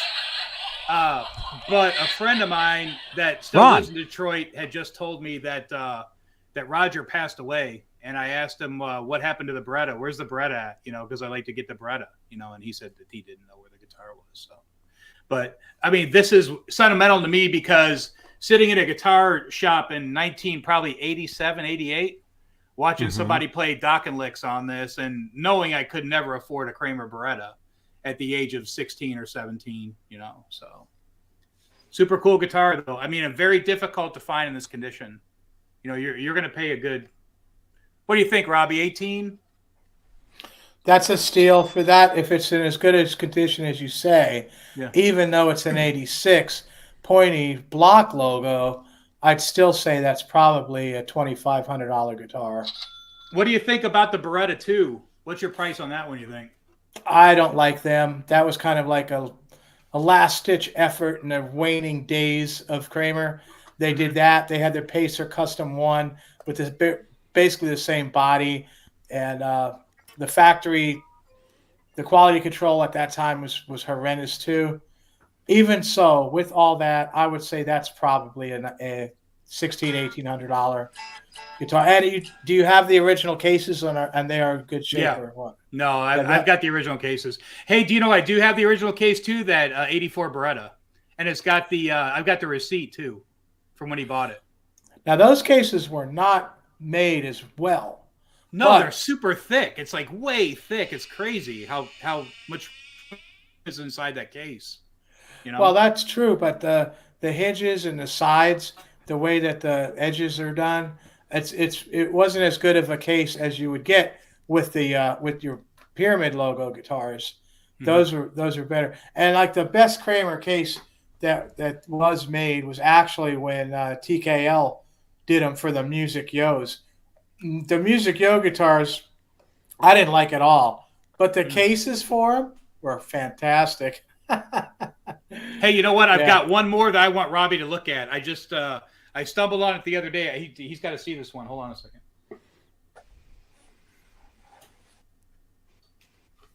So this is a Music Yo. Right, okay? you showed this No, before. different one. So this is a really weird guitar because I got it from a guy local, and he told me it was a prototype because of the color. It's copper, and Kramer never did this color. And I wrote Gibson about it, and they said that it was correct. That is a prototype guitar. There's no back cover. The holes aren't even drilled. Nice. I like that. And super heavy, just like the other ones. But I thought that's it was maple. cool. Yeah, for sure. And no scarf joint. So, but I thought it was interesting because he said it was a prototype. And I go, yeah, whatever. It came with that 84T, that Kramer, that Gibson pickup. And I took it out and I put a Super 3 in it, Phil Collins guitar, because it just wasn't cutting through with that maple. So I put a Super 3 Phil in it. Collins? Yeah, Phil Collins from Def Leppard. The Super 3. Oh, Phil Collins. Collins Not from Collins. Did you hear the story? I've told the story. He ran into me at the NAMM show one time. Mm-hmm. Phil Collins from Def Leppard. He Yeah. slammed right into my shoulder, and that dude's built. And the next day, I was in pain, man. Hey, you know what's cool about that guy is we were talking about him at work the other day because there's a couple kids at work that play guitar, and we were talking the other day, and I go, there's not too many rock stars that get cooler with age, but in my opinion, Phil Collins has gotten cooler with age because he wasn't that cool during the Pyromania stuff. He's gotten wasn't? cooler as he's gotten older. In my opinion, he's just gotten a lot cooler. Laying on that sustainer all the time, that's become his thing. Like Kirk Hammett has the wah. Everybody's got their thing. Phil Collins loves that sustainer, and he knows how to use it. I mean, it's super cool. So, Could I see the side dots on that neck? yeah, for sure, man. By the way, Keith H., thank you so much for the super stickers. Keith H. I think Thank you. I think that's another one of those leftover ESP necks, before Gibson started making them in Korea. That's two guitars you have with those. If it's a prototype, it would be early, just like that other one you had. So they're kind of Music Yo, but they're a Music Yo body, but it looks like that's a leftover ESP neck. So Somebody's asking me to show my 84 Beretta. I just put it away the other day. I may have. That's cool. I'll break it out next week. Yes. I mean, it's just all stacked in there. You know, I had to put everything back in there. So, but this thing plays like butter, man. I mean, like the bends on this thing are just effortless, man. It's just awesome. It's got an R2 nut though. R2 instead of the R5. The 84 has got the R5 on it. So the string distance is just ridiculous, you know. All the sports necks out of Connecticut were all R5s, just like the original Grail necks coming out of ESP. Those are all R5 also, and R2, the R2 neck really came into its own in '85 with the Lucido tilteds. ESP was still making some transitionary necks. I have one of those on a guitar, but that they went to the R2 because it was just so much easier to align the neck properly. When you're taking an R5 and you're aligning it to fit in the body properly, even when they did their little trick of making the neck pocket bigger so you could move the neck around, even with that, alignment. Right, even with that, it was hard to do. It was hard to, it was hard to do it. Even with the guitar that I just built, Jeff Metalhead Hippie, that has the R5 Lucido scarf joint neck from '85, which was it was meant to like be stronger, even though they used good wood on it, and that was hard to align into the '83 Condor body, to get it right, because R5 when you're talking that wide, it's really hard to get it aligned properly because you run out of room on the edges of the fretboard, especially down by the neck pickup. So Hey, somebody just asked me if I've been to Studio Lounge in Detroit, and yes, my buddy used to play there. We were under 18, and we can't get him in trouble now. But yes, we were definitely 18 and gigging there. So been to Studio Lounge and played there many of times, and it's on Wayne Road, if I'm correct. So that being said, hey Johnny, you're going to have to take me off because there's way too many people asking to see that '84 Beretta. So I want to break it out. So can you take me off for a minute? Yes. Okay, cool. All right. There he goes. 40 grit. Uncle Raymond. And before we lose Ron Gunner, welcome back. Oh, look at that, man. 59 Les Paul Jr. Not a reissue. It's all original. My father bought this new and a Gibson little Gibson tube amp and cord, and we still have the receipt. It's like either $127 or $147. That's a bargain. Yeah. Yeah, I've been offered $11,500 for this. Mm-hmm. And there's, what the funny part is, look how low the action is on that. I don't know how you can see it. You'll never see it. This neck's never been adjusted, so I got to hand it to him there. Oh my goodness. Most that of is its nice. life, it just sat in a case in a closet, and then I basically been having it hang on the wall. But yeah, got one of the tuners is bent. Actually, two of them here and here. But I don't want to change anything. I mean, it's completely original, so I don't want to mess it up. Yeah. Yeah. Would you consider selling that at some point? Probably not. Especially with the shape my father's in now. It's like this is part of him. I mean, this guitar's I've been with this guitar my entire life. Mm-hmm. I mean, there hasn't been a day that I wasn't around that this guitar wasn't with, here, or I wasn't with this guitar, I should say.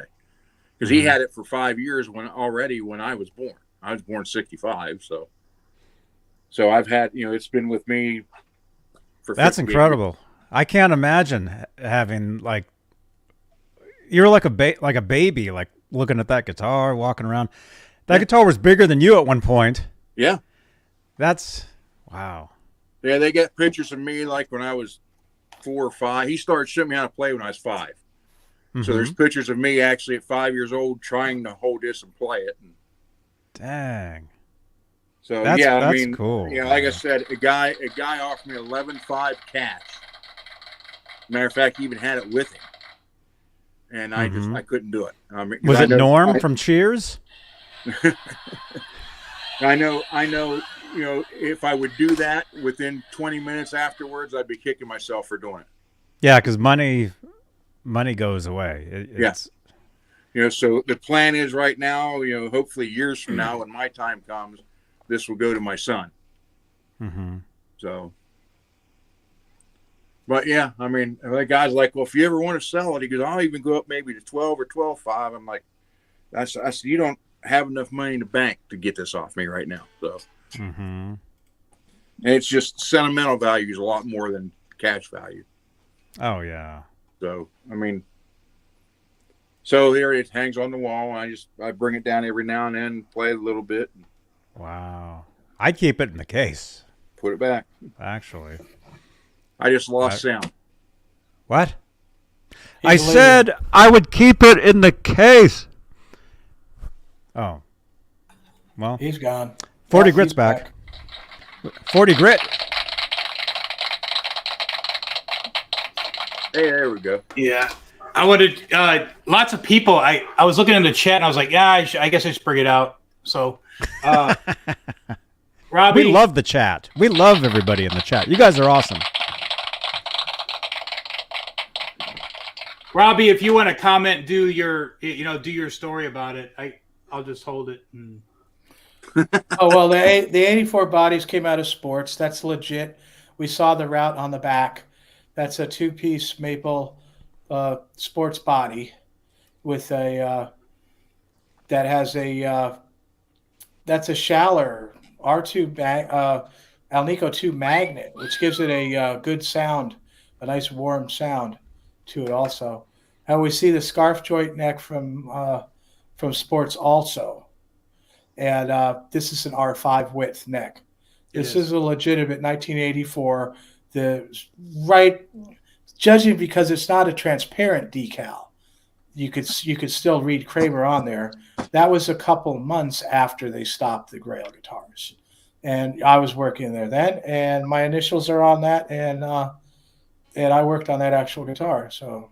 Yeah, that's what's so cool for me about it. I mean, like I had hit you up long before I came on and talked to you on Facebook Messenger, and we talked about Kramers for a while, and I think I sent you pictures of this, and then once I found out that you had worked on this guitar, I'll never get rid of this guitar, man. I mean, like, not that I would anyways, but now that I know that, I mean, to be able to talk to the person that worked on it's pretty cool. So, especially being it's almost 40 years old. So, right? Yeah. I would say that guitar is probably worth about $4,500. $4,000 to $500. $4,500. I have to be clear. Yeah. And I paid $400 for it in 2016 or 15 or something. Yeah. Wow. Yeah. Cool guitar. So I appreciate everybody in the chat wanting to see this stuff. I mean, like, you know, it's really cool that people are saying hi to me and stuff like that. I mean, that's super cool, and thank you. And you get stopped on the street now. Stuff, you know? Oh, no, people are honking their horns like, "Hey, it's 40 Grit." Yeah, hasn't happened yet, but I promise to wave. A couple more episodes, and you won't be able to walk down the street. Well, you get into trouble when you start saying how much something's worth. I mean, I'm not going to say anything about what my guitars are worth, and everybody's already seen all of mine, so there's no reason for me to, you know, be dragging them out or whatever. But well, Robbie, remember, we have like 100 new people here now. So, well, I mean, if there's a particular one you'd want to see, I'm not sure. I'd like to see your Berettas. I haven't seen them. Berettas, I like that plural. Well, there's the Isaacson guitar that I had Isaacson build the same time that Edward was doing his 1982 5150, and he always referred to all of those guitars as 5150. I'm not talking about the stickers. I'm talking about the one he played all the time. When he went to have Kramer make that guitar or those guitars, he referred to all of them as a 5150, like a model, not a particular guitar. I just want to be clear about that. And the Isaacson guitar. Really? The Isaacson guitar was made at the same time that Edward was doing his. And I had friends that worked there. I knew the head of the guitars who made the guitar body. And he was telling me, oh, well, Edward's only going to use one knob. And I was like, oh, that's crazy. I want a tone knob, you know? And then he's like, well, he slants the pickup. I said, well, I want the pickup straight, you know? I was like stupid things like that I was deviating from what he was doing. But I was putting a Gibson pickup in it. And of course, I did get that Floyd Rose from 1982 from that guy that worked at the factory. So that's pretty. So I consider that a Beretta, even though it's not.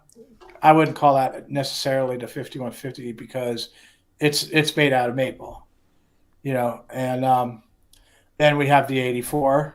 I mean the 85. You know, the one that looks yellow, the one where I kind of managed to take that neck out of the garbage when I was supposed to break all the other ones. You know, he had a phone call and I was able to kind of like hide it. And have you found a lot of stuff in the garbage over the years, Robbie? No, not really, Johnny. I don't really go looking in garbage too much. But I do. You have the one that the experimental Grail Beretta, the one that Kramer rejected, you know, which is probably you talk about your most expensive guitar, and I'd say that's probably it. And I've actually heard from my friend Scott Springfield knows a guy that jams with George Lynch, and you know he's curious about this thing because it was before he was well known. It's before any of his guitars were made, you know, and he was still in the food industry at the time and running parts for Kramer. And that's when I saw him at the factory in '84. He was still doing that, you know. But I really love that guitar, you know, so I hang on to that. But so I think that's the only 3 Berettas I have. I'm thinking, yeah, Diver Down's not really a Beretta. I don't think so. And then the 5150s, I wouldn't consider those Berettas either. So, yeah. So, I guess I could go drag him out, man. You guys want to see him? I don't know what he's talking about. I would love to see him. Sure. I'm a Beretta. Yeah, I love the Berettas, man. All right. I'll get them like one at a time so I don't stack them up, and I'll be able to put them away so it's not too tough for me to move them. Okay, so cool. I guess I'll be back then. All right. I'll be back. He'll be back. And Holly just sent me a message here. Yeah. Look at this. We hit 10,000 subscribers. Hey, there you go. Last night. Thank you again. How can I do this? How do you? It's my first time doing this. Where's the brand? My first time was 7th grade. Hey, Johnny, can I tell a Van Halen story real quick that I thought about the other day? Yeah, of course. I'm just wondering why my StreamYard setup is weird. Ron. You don't want to see my next sign I hold up. Oh, here it is. Really quick. Yeah, Holly just noticed. We are at 10,000 subs. Wow, wait, that's the wrong one. Let's see, it should be this one. There we go. Yeah, we're at 10,000 subs. Why is it under? I've got the photos on the wrong. Dang it. Don't you love it when a plan comes together? Okay, there's that one there. Yeah, this isn't going to make sense unless Anyway, thank you again, Philip McKnight. Philip gave us a shout out yesterday. And we have probably like 100 new people here. So there's a lot of new people that haven't seen this channel or they have no idea what we're doing. But thank you again, Philip, for the shout out yesterday on your show. And yeah, we got to 10,000 subscribers, and guess what? We hit it.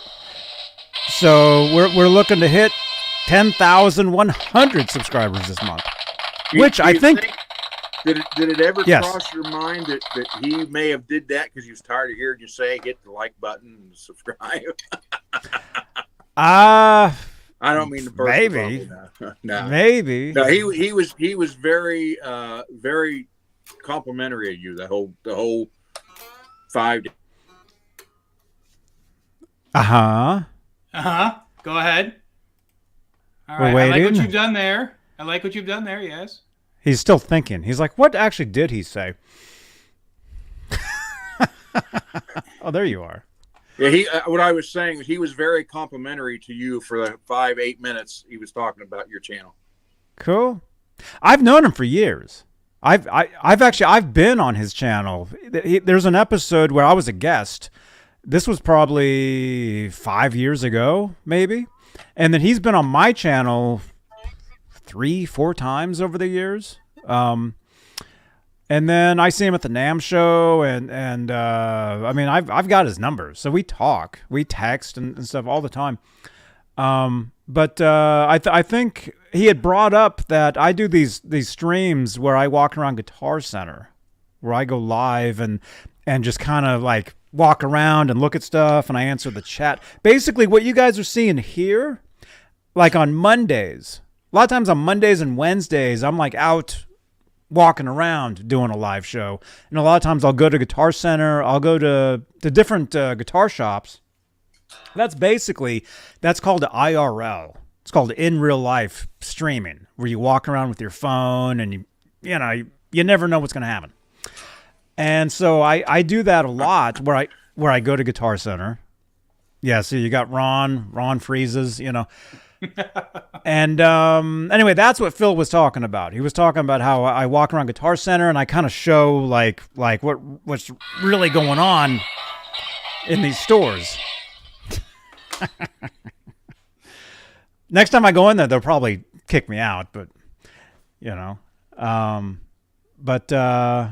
anyway, thank you again, Philip McKnight, longtime friend.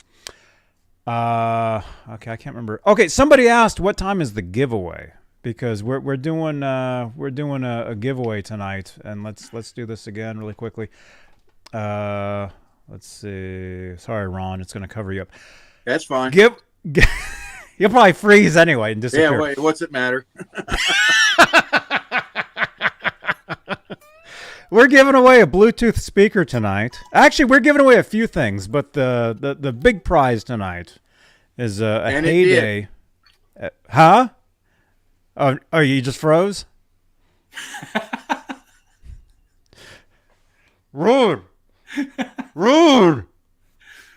Okay, yeah, he's frozen. We're giving this away tonight. So all you gotta do is participate in the chat. Okay? And you have to text me. So if I call your name, you gotta text me so I know. Okay, we actually have a special guest here. Ron actually has a twin. We got both Rons tonight, and add a Robbie to that. We got a full house. There you go. Oh man, this is awesome. Let's put the Rons together.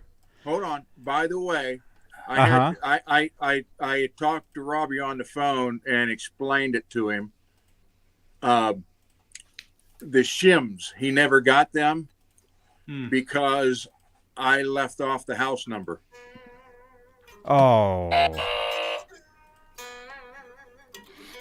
So Robbie, tell us your address real quick so Ron can resend you those. Really funny. All right. So wait a minute, we're doing a giveaway. Wait. We're doing a giveaway tonight. I don't know when it's going to be. We'll go. You guys want to go another hour? Are you guys cool? I'm not tired. Yeah, we still have like 74 guitars of yours to look at. I'm fine. Okay. All right, so we're going to do 3 hours tonight. So towards the end of the third hour, which is coming up in about 2 minutes. Well, technically we started late. So the end of this hour, we'll be giving away this Bluetooth speaker and some guitar picks, compliments of 40 Grit here, Mr. Grit. And maybe he'll give us one of those guitars at one point. So keep it tuned. Maybe I'll do a guitar giveaway one day. Make sure you subscribe to this channel. Yes. I can give away some customer guitars. Yeah. You can freeze and disappear. We'll never see you again. Yeah, I'll just tell them. Oh, by the way, Hey, Raymond. Raymond said something about something back in Michigan. I remember center stage. That was at Ford Road in 275. So very familiar with all the stuff you're talking about, man. We should chat offline. I mean, like, are you still in? Just let me know if you're still in Michigan. That's Uncle Raymond. He's in Michigan. Yeah. Oh, is he? Oh, that's Yeah. awesome, man. Yeah, he's talking about all the stuff that was right by my house. So that's cool. Raymond here. I'll do this. It'll make more sense. Raymond here. He's actually a very famous photographer. And he photoed a lot of amazing shows back in the day. He's actually supposed to be on the show here at some point. We're trying to set that up. Him and Amanda, they're supposed to be here. So we'll do that at some point. I need to see this guitar, Robbie's. This Kramer he's holding. This is ridiculous. Oh my goodness. Okay. Robbie. Oh my God. This neck is a 1982 Grail neck. Uh-oh. That's stamped on the heel ESP. Okay? It's the R5 reverse banana, which I don't believe Edward cared for the reverse banana. And I got this neck from John Mancuda. And the heel is stamped ESP. It's a legit 1982 ESP. You can see the scoop on the face.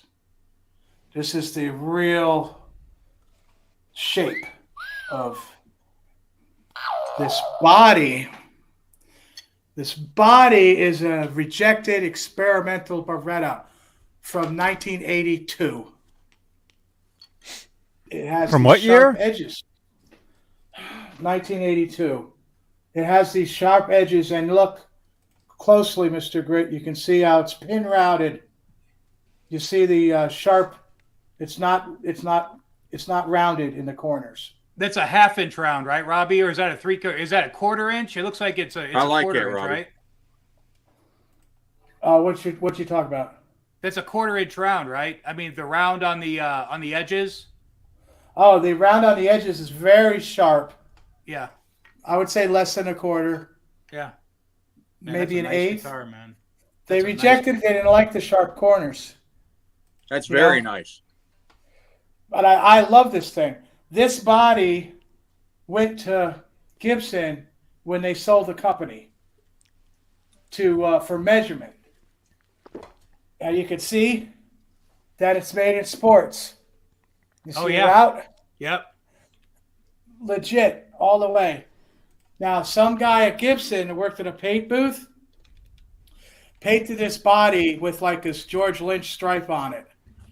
It was absolutely horrible. I had to take all the paint totally off of it and, totally refinish the entire thing.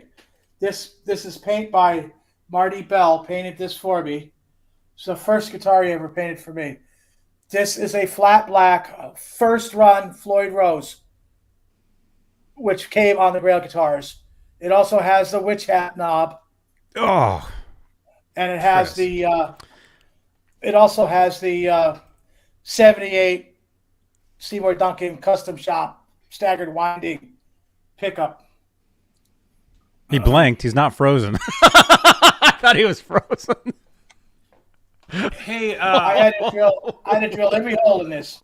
When I got this, it had no holes in it except for the pre-holes for the narrow neck plate. This is the narrow neck plate, which was used back then. Oh, you were frozen again. I saw you. I know. man, look how clean that is, man. That's just ridiculous. That's sweet, Robbie. I'm not going to say Boy, what the yoing, estimated yoing. price. How much for that guitar tonight, Robbie?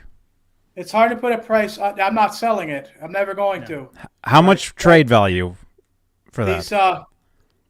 This body, I've never seen another one ever. Okay? This guy had stolen it from the paint room. He gave it to some guy, and I picked it up. I picked it up when I was looking at another body, which was a Poplar Pacer Special from 1982 that wound up that Paul Unkert had glued it together, and that's what I have on my my black pack 5150 with the narrow headstock, representing the ones in 1982, the two that were made in 1982. And that's what I was after, that body, and it needed some work. And the guy wasn't going to sell it to me, and this was in the background. And I saw it, and I said, "You got to be kidding! That's sports." Yeah, it's sports. It's heavy as heck. It's maple. I could get good feedback out of it because this pickup fits so tight in this cavity. It gets no excess vibrations, so it doesn't get any bad feedback. So I can actually, I can play it, which is very important to me, And yeah, what feedback is good though? Good feedback is a warm tone, similar to what Edward got in the old days. Feedback that splits octaves and sounds good, not like feedback out of a PA system or something. Not like that. Jimi Hendrix. Right. And this has the R5 neck, and it has the R4 nut. That logo is upside down though. And this is the way Edward did the guitars. He liked the R5 neck with the R4 nut on it. So you're sure that's not a left-handed neck? No, it's not. Look, it's got there's your dots right there. Yeah. Okay. So this, to me, these parts are so hard to find. Yep. And but the body, I'd have to go with almost impossible. You might get one of these reverse ESPs maybe once a year, but finding one that's actually stamped ESP on the heel is really tough. Just kidding. That's awesome. That's one of them. That's like crazy, man. I figured I'd start with this because this technically predates the Isaacson guitar, which I'll go get. Who now. is this Bill Isaacson? Bill Isaacson. Who is that? You drop his name all the time. Who is that? Bill Isaacson was the head of the guitar department at Kramer in 1982. He was the top dog. And that's who built this guitar body. The one I'm going to go get. For me, yeah. That's awesome, man. Thanks for showing that, man. That's cool you have that guitar. That's sweet. Well, Mr. Grit, you're so into it. Mr. And, Grit. Yeah. It's an honor, man. No. I bet you he has one acoustic, if any. How many acoustics do you have, Mr. Grit? 3. Oh, okay. I was off by 2. Yeah, 3. All right, I'm going to go put this up and get another one. Okay, awesome. Hey, Johnny,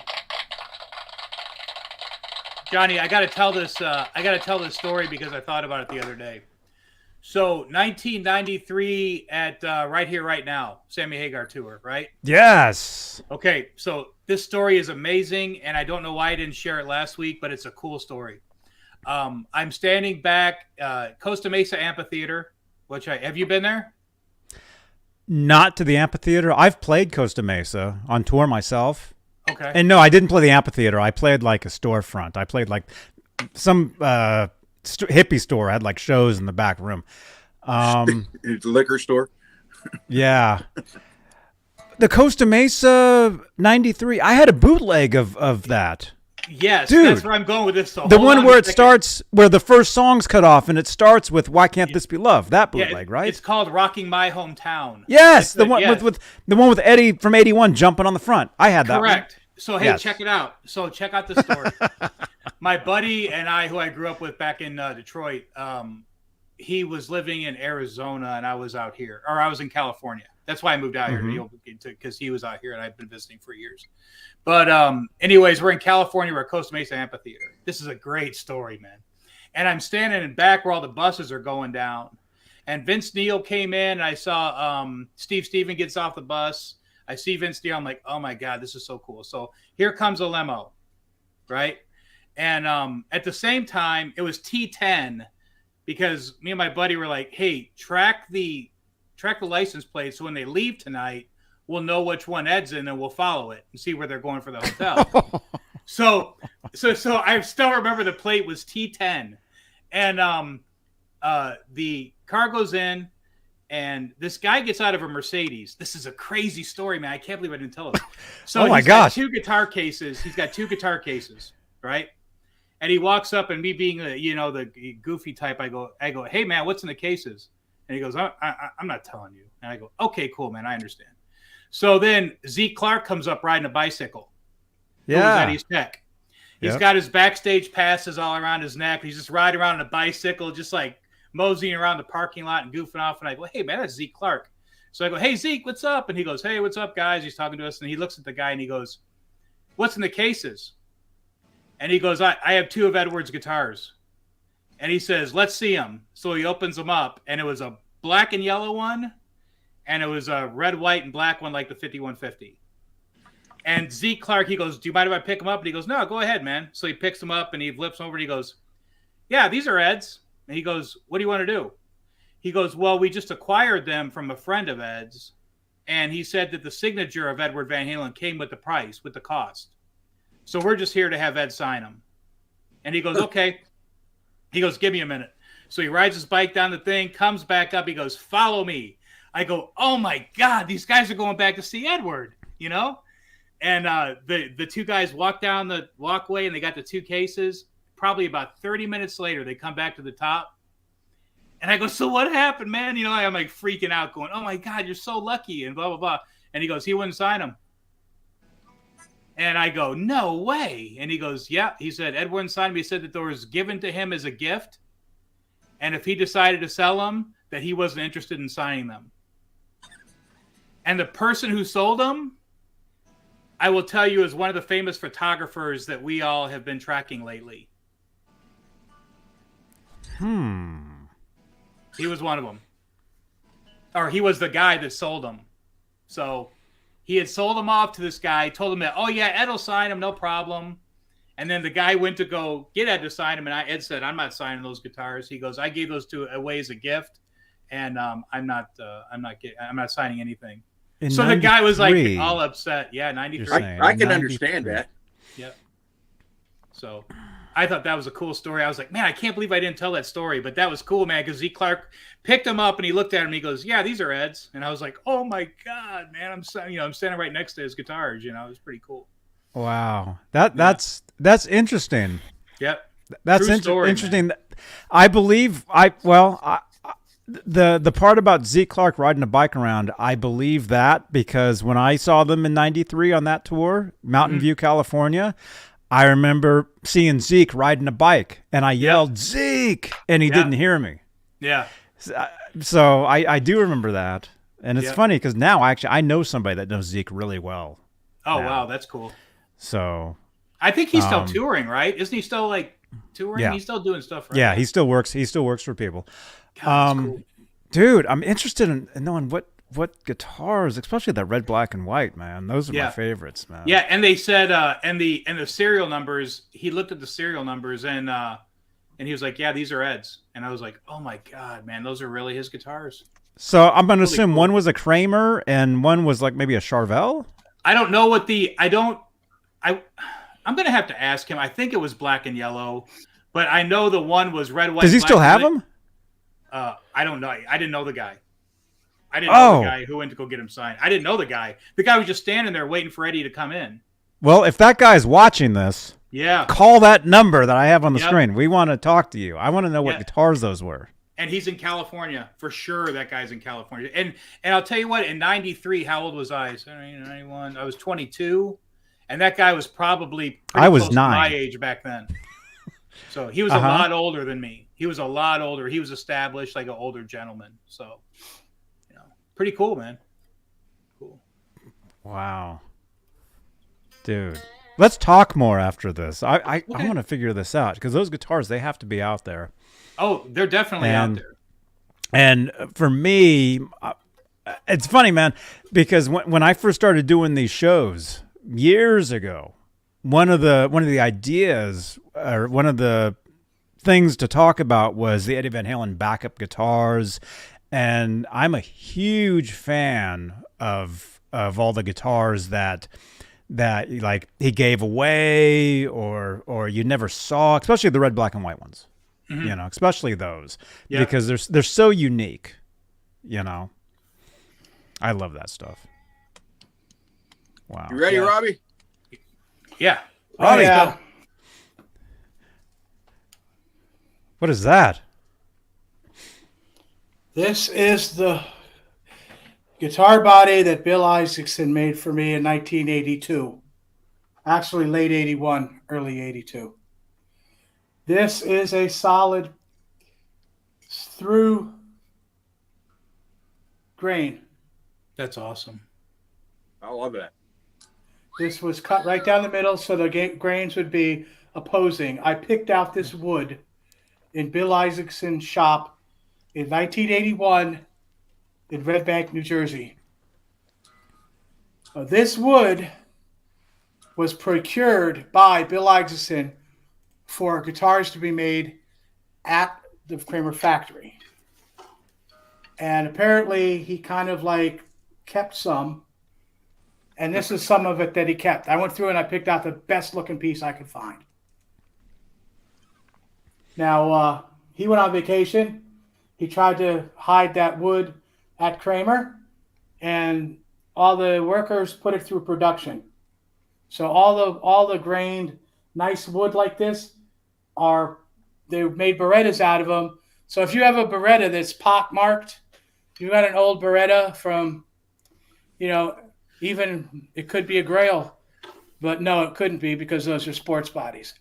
But like Mr. Grit's guitar, if that finish had like spots, showing up, that would be some of this wood. They ended up firing. He quit, whatever. When he finished this guitar, he did not work for Kramer anymore. But at the time when he got this wood, he did. This Floyd Rose, I got from a guy at the factory in 1982, like the springtime of 82. Okay, this was one of the first ones they were part of the experiments. They wanted to find out who they were going to make Floyds out of, and this was one of the Shallers. So this is from 1982, and I got this bridge for $100. The guy drove it to my house. I'll give you 200. And I'll give you 101. I just said 200. There's no holes. Who drilled said in that? You were frozen. I didn't want any holes drilled. Yeah, that's cool. No cover. That's cool. Oh my gosh. And I had to put 6 coats of clear on here. He bitched and moaned, but I did. And that's gorgeous. So Bill Isaacson made this body at the Kramer factory for me. And I got it in 1982. Still has the neck plate that he put on there. And I had originally had a Charvel neck on this. I bought the best Charvel San Dimas neck you could get. Cost me $400 in 1982. Wait, when was that guitar assembled? 1982. That neck plate is from 82? Yes, it is. And that Charvel neck, I had nothing but problems with it forever. He was going to drill it through for back mounting, and I told him no. I wanted to mount it on top with wood screws. That could have been the first one. Nobody had those back then, and it never worked. It was a disaster. It kept on flopping around. I kept on trying to tune it on the fly. Wait, what are you talking about? So many key words in this. So what I ended up doing is I got this neck, which was never played. This was a fire sale neck. This is the headstock, because this neck's a 1988 Adolescito. And this is the headstock that was going to save Kramer when they finally realized that pointies were a bad idea. But it was too late. Kramer was already going down the tubes at that point. But that's what I got this neck for it. and it's just it's all maple, Yeah. and it's very trebly. I put a piece of wood between the pickup and the cavity to stop that vibrations that gives you that high pitched feedback. And this is just a The regular bad feedback. right. And this is the El Nico 2 Trembucker pickup. This is not a custom shop pickup. Okay. Okay, so it has a little bit of treble in it. It's a little bit gamey, but you can see me playing it on my channel. And this this coil split switch, Bill Isaacson put that in. I did not want that. And he's like, oh, well, I'll just put a dummy switch in it. And that's what it is. It's not hooked up. But it does have the tone potentiometer. Although I did rewire the capacitors to ground so it have a warmer tone. But yeah, this is the one that I did at the same time that the Ed was working on his. And like I said, I did some stupid shit. Let's top mount the fucking nut on there. That's stupid. That was just an idiot move. I want a tone knob. Another idiot move. I did have That's a Gibson two. humbucker in there. I did have the Gibson humbucker in there, but I didn't want it slanted either. So that's a few things. Of course, over the years, I was able to do that. I found this, the neck that was, supposed to save us from the pointy thing, but they never did. They never got that far, But so it's another body that's made at the Kramer factory. Not that ESP was bad, and of course you get a sports body like you have, Mr. Grit. That's a beautiful thing, even if it is maple. And this is maple too, so it's heavy, but I love this thing. So Robbie, what's the weight on it? I would just estimate it at heavy. It's about as heavy as the other maple one. You know what guitar that reminds me of? That George Lynch video. They had the ESP. It was like an orange color, and it was an all maple body, and it had serious figure on it. That's what that body reminds me of. Yeah, Probably well, very George likes his maple. There's no doubt about that. Yeah. That's his thing. But yeah, this pretty much predates George as far as I might have to buy a kamikaze, man. Doggone it. But then that's a wormhole too, because you have to get the kamikaze that was made in like 85, because in 86 he went to ESP exclusively, and then they started with the neck plate that's angled and the cutout on the heel. And I mean, I'm into these big blocky heels. I mean, this heel's like, pretty thick, right? Oh yeah. You And mentioned that's that the last sign. week. Yeah, that's the sign that, that's the older thing. It's like putting a nut on a neck that it has that overhang and the shelf isn't big enough. That's another one of those things, And I appreciate you asking about this. And I'll only burden you with the one more. I'm not going to consider that the diver down that I made is really a Beretta. But there's only the one more that I'll show, and that's the 85 that I got from what I made when I was at the factory. Yeah, I'd love to see it, man. Cool. Break them all. I mean, like the chat's on fire with how Bring cool 'em your all guitars out. Are, bro, so. We're going 12 more hours tonight, so we got time. Well, this is working out pretty good for me because I can take each guitar, put it back in the case, so when we're done, I don't have to kind of run around and try to do all this stuff. So it's a lot easier for me because I'm old and I can't move around very well. So, wait, I could do an impression of Ron though. Ready? Yeah.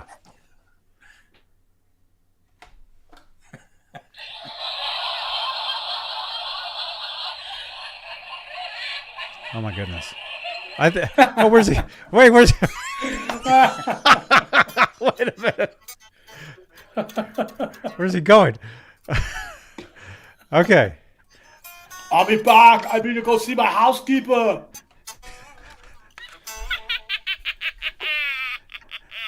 Oh my goodness. Hey, Crazy. Robbie, while they're grabbing that guitar, I got one more story. Yes. Because I wrote stuff down and I said I got to tell that one, and I had two that I felt like I wanted to tell. So when I was at John Sir, okay, I think I told everybody last week when I was building the guitars, some people would request to have John sign the back of the headstock. So when you took the guitar to John to have him sign the back of the headstock, he would send you back 3 or 4 times and say, "Hey, fix this," and then bring it back. Fix this, bring it back, and then and then you would get it signed. I went in one day and I was always intimidated to talk to John because he was always very busy and I didn't want to interrupt him. He's kind of like a mad scientist in his glass case, And I went in there one day and I said, "Hey, John, can I ask you a question?" He goes, "Oh yeah, sure, man. What's up?" And I go, "Eddie's Magic Marshall." He goes, "Yeah, what do you want to know?" And I said, "Well, can you tell me the story? Because a lot of the guys around the shop said that you saw that amp." And he goes, "Yeah." He said, "So here's the story. Ed was losing tone on it, and it was starting to get weak, and he had sent it to England to some guy who was like supposedly like the grand poobah of working on Marshalls, right? And they had sent it back, and it was worse. It had gotten worse. So Matt Bruck called John and said, "Hey, can you come up to the studio and take a look at this Marshall?" So I said, "Oh my God, was Ed there?" And he goes, "Ed was there." He said, Matt Bruck was there. And he said that they opened it up and there was nothing special about the amp whatsoever. And Dave Friedman's confirmed that as well on his podcast, which I watch. Dave Friedman's got a really good podcast too. And but he confirmed that as well. There's nothing special. There was no Jose mod in the Magic Marshall. He said there were a couple of capacitors that may have been, not the exactly correct thing. He said, but nothing that was going to swing any kind of Magic Marshall. It was never a Magic Marshall. It was a stock Marshall. And he said that the gift on that was the way that Ed used the Variac, and he said that that's where Ed got all of his tone from. But it was really cool to hear from John because John said, and then I ran back home and I tried to remember as much about every capacitor I saw and every value.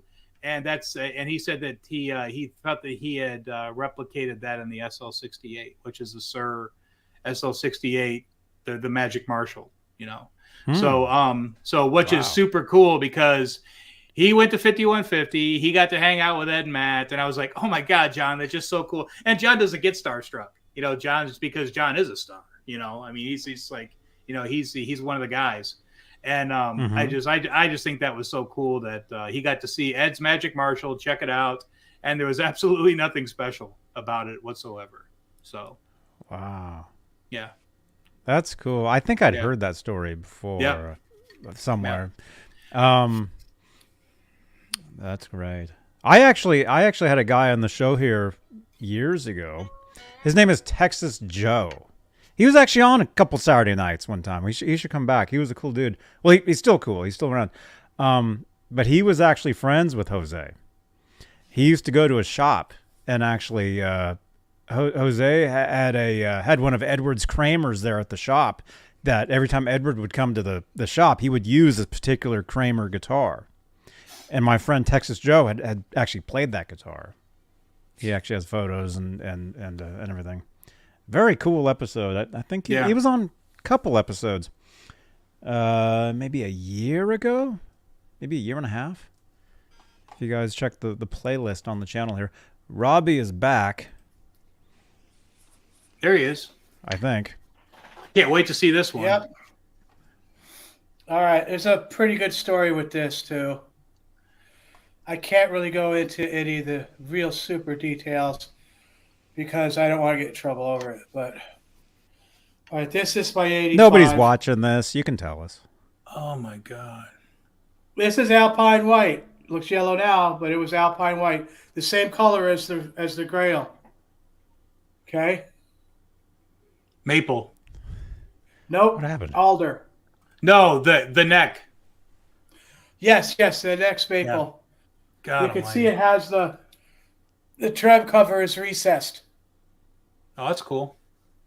We only made these for a couple months. Has the legit serial number. Alder, just an 85 Floyd Rose that I got in 85. And of course, you're looking at the 78 custom shop. See, we're talking, staggered winding pickup on it. And they came with these knurled knobs in 85.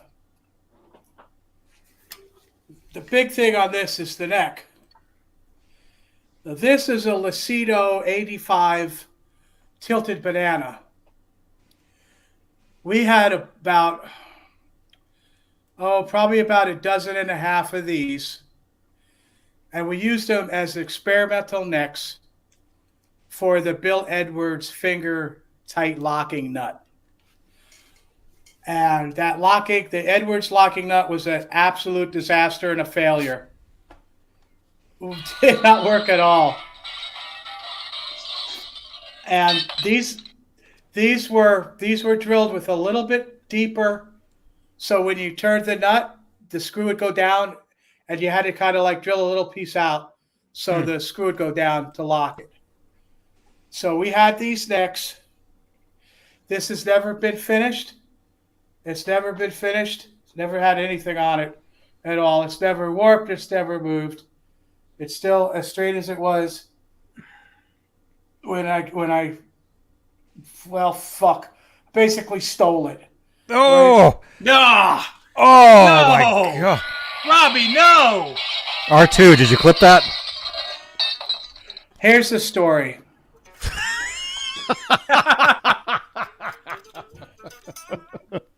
My boss. Wait a minute, Robbie. Robbie, hang on. Robbie, the police are on their way. Look out. Thank you, first of all, very much for joining us. But now we've got Johnny. Hello, Johnny. Hi, how are you? Is that Johnny Beane? Yes. Hey, man, how are you? Hey, good to see you, man. Been a while. Are you still living in San Francisco? Yep. You guys know each other? All right, sorry. Andy Summers, ladies and gentlemen. Okay. So awesome. So my boss had me carry out probably about a dozen and a half of these necks. All of them maple, all of them not finished. All of them failed Bill Edwards Who's laughing? experimental necks. And he told me that Edward wanted them all broken. And he took one and he put it in the channel where you pick up the dumpster with the truck. He said, shove them in here and then and break them and then throw them in the dumpster. Okay. So he just went back into the building. And Edward was watching me from the loading dock to make sure I was breaking these things, okay? Wow. And I broke probably 6 or 7 of them. And he's watching. He's watching like, that's good, right? From the loading dock. Well, Edward gets a phone call, okay? He had to go to the factory. There weren't cell phones. It was landlines, right? What's a landline? That's a phone that has a wire that goes to a pole that goes to an operator. What's a pole? It's something. He said pole. Anyway.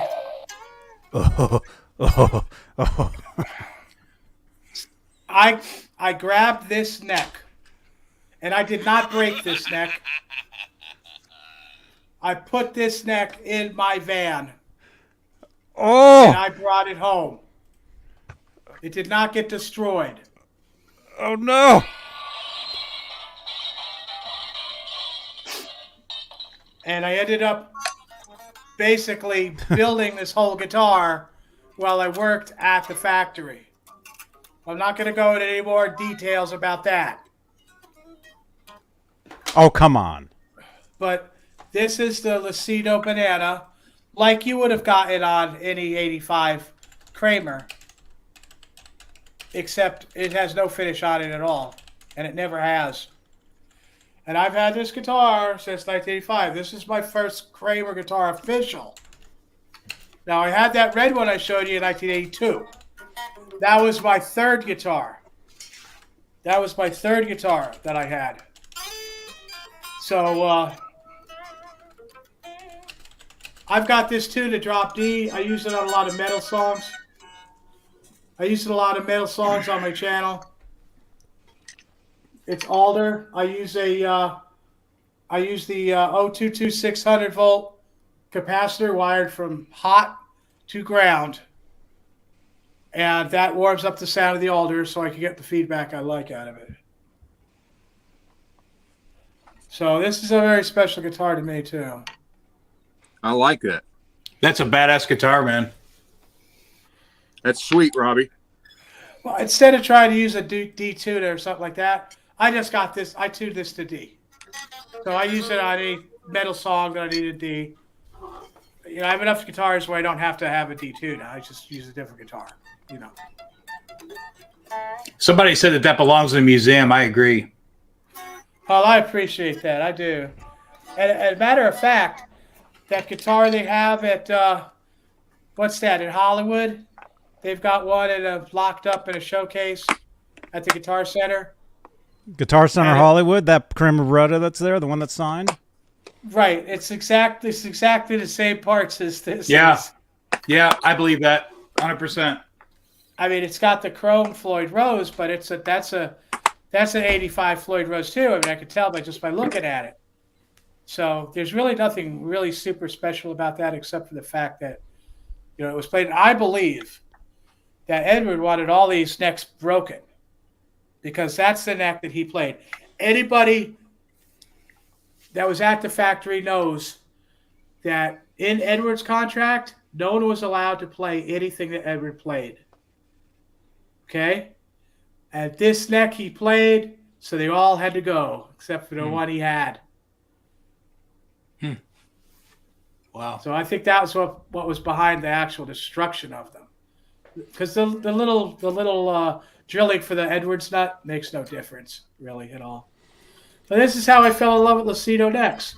And I'll tell you what, I've been in love with Lucido necks from 1985 for a very long time. And it wasn't until the last maybe 4 or 5 years when I started to get into the Grail non-tilt ESP bananas that I said, wow, these are even better. You know, I still love Lucido, but it's why I can only build out of certain things. It's got to be what I know and what I've considered the best. Oh, yeah.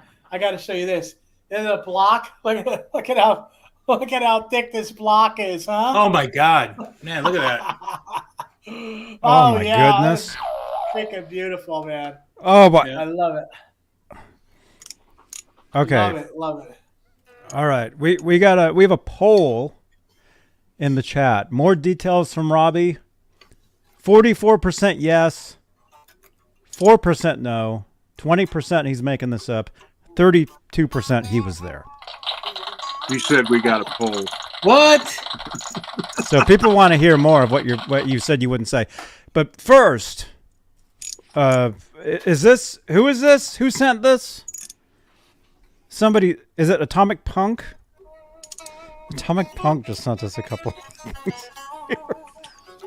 Oh my gosh. Okay, first there's this one. What? I don't know.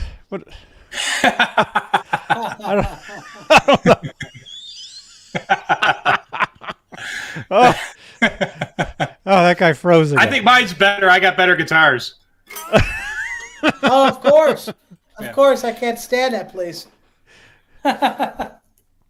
Okay, so we got this one. We got that one. And then Ron, you're back. Ron's I can't, back. you know, well, what can I say? Look at this. Wait. It's upside down. And then, yeah, you guys, we'll do the giveaway shortly. We're actually doing a few giveaways. Okay. Oh, my God. Are you kidding? All right, we're posting this. You guys ready for this? This is great. This is great, man. Look. Hey, I'm frozen. Oh, look at that. Oh, man. Oh my gosh. Atomic Punk, thank you for sending these in. Look at that. Somebody screenshot that. Post this all over Facebook and Twitter, you guys. That's awesome. That's awesome. There you go. That's funny. And they didn't even have to Photoshop Robbie in there. They just cut him out. Okay. That's awesome. Oh no. Wait a minute. Wait, we got 2 Rons again. Again? What's up?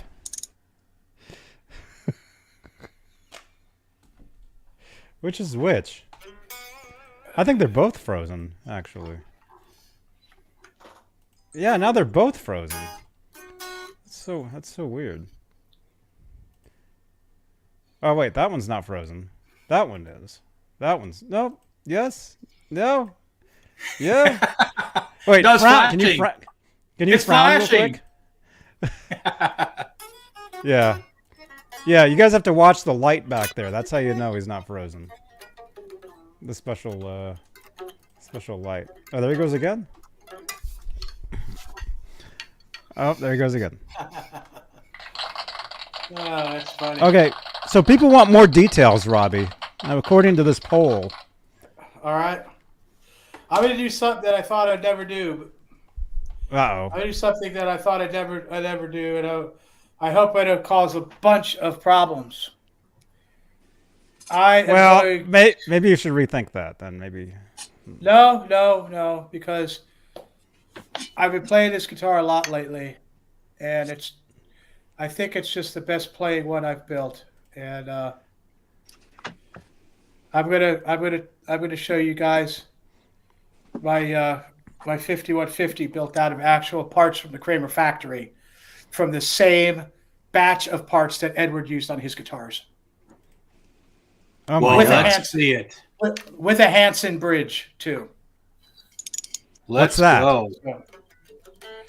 Hanson made bridges for Kramer under the name. People are saying they don't want you to go back to prison, Robbie. I don't know. I think I'm okay. I think I'm going to be okay. And yeah. Anyway, I'll go get that one.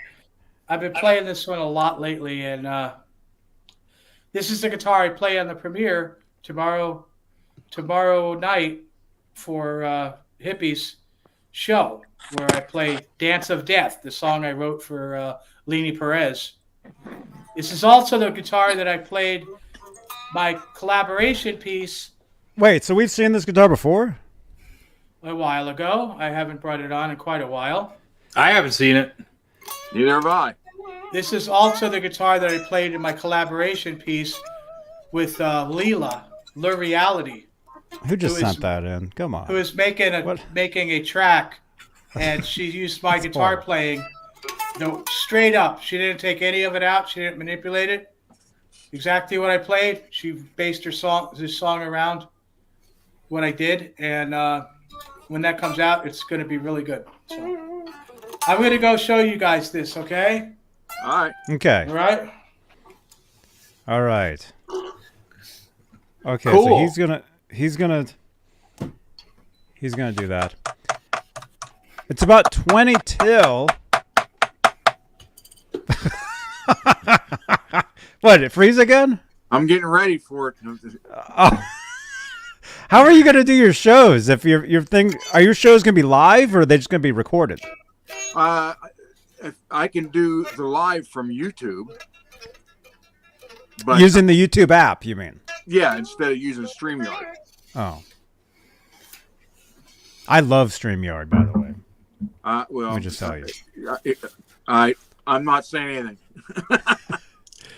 Maybe Robbie shouldn't say anything either. I don't know. We may never see him again.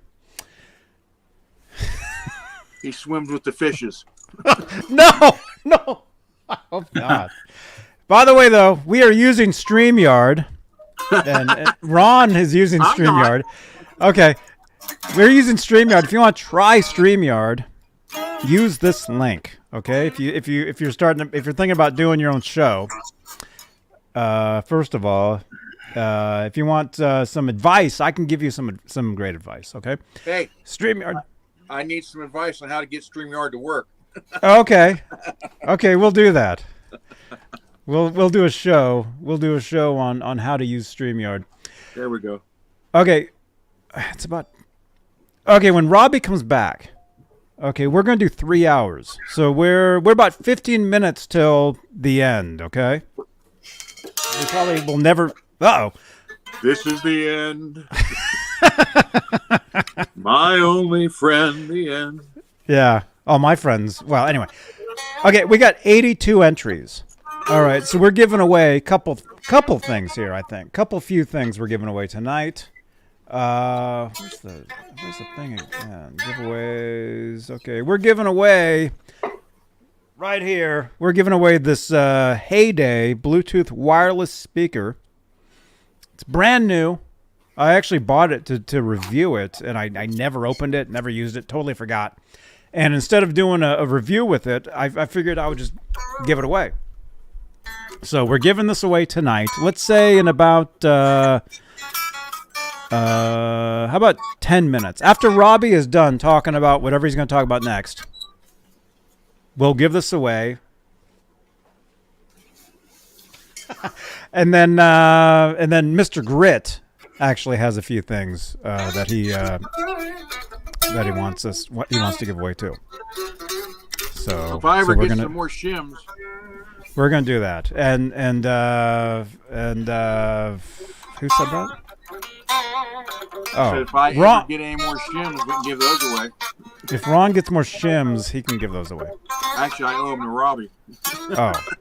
Oh, that's right. I forgot his house number. That's right. Robbie, what's your address? Ha ha ha. I got it. Wow. Thank you so much. Thank you. And I'm froze again. No, you're not. I still see you. You're not frozen. Well, yeah, now you are. Oh, well. All right. Next, we better do this next segment quick. Okay. So, Robbie, what were you going to say? Okay. I think this is my favorite guitar. I've built a lot of them, but I think this is it.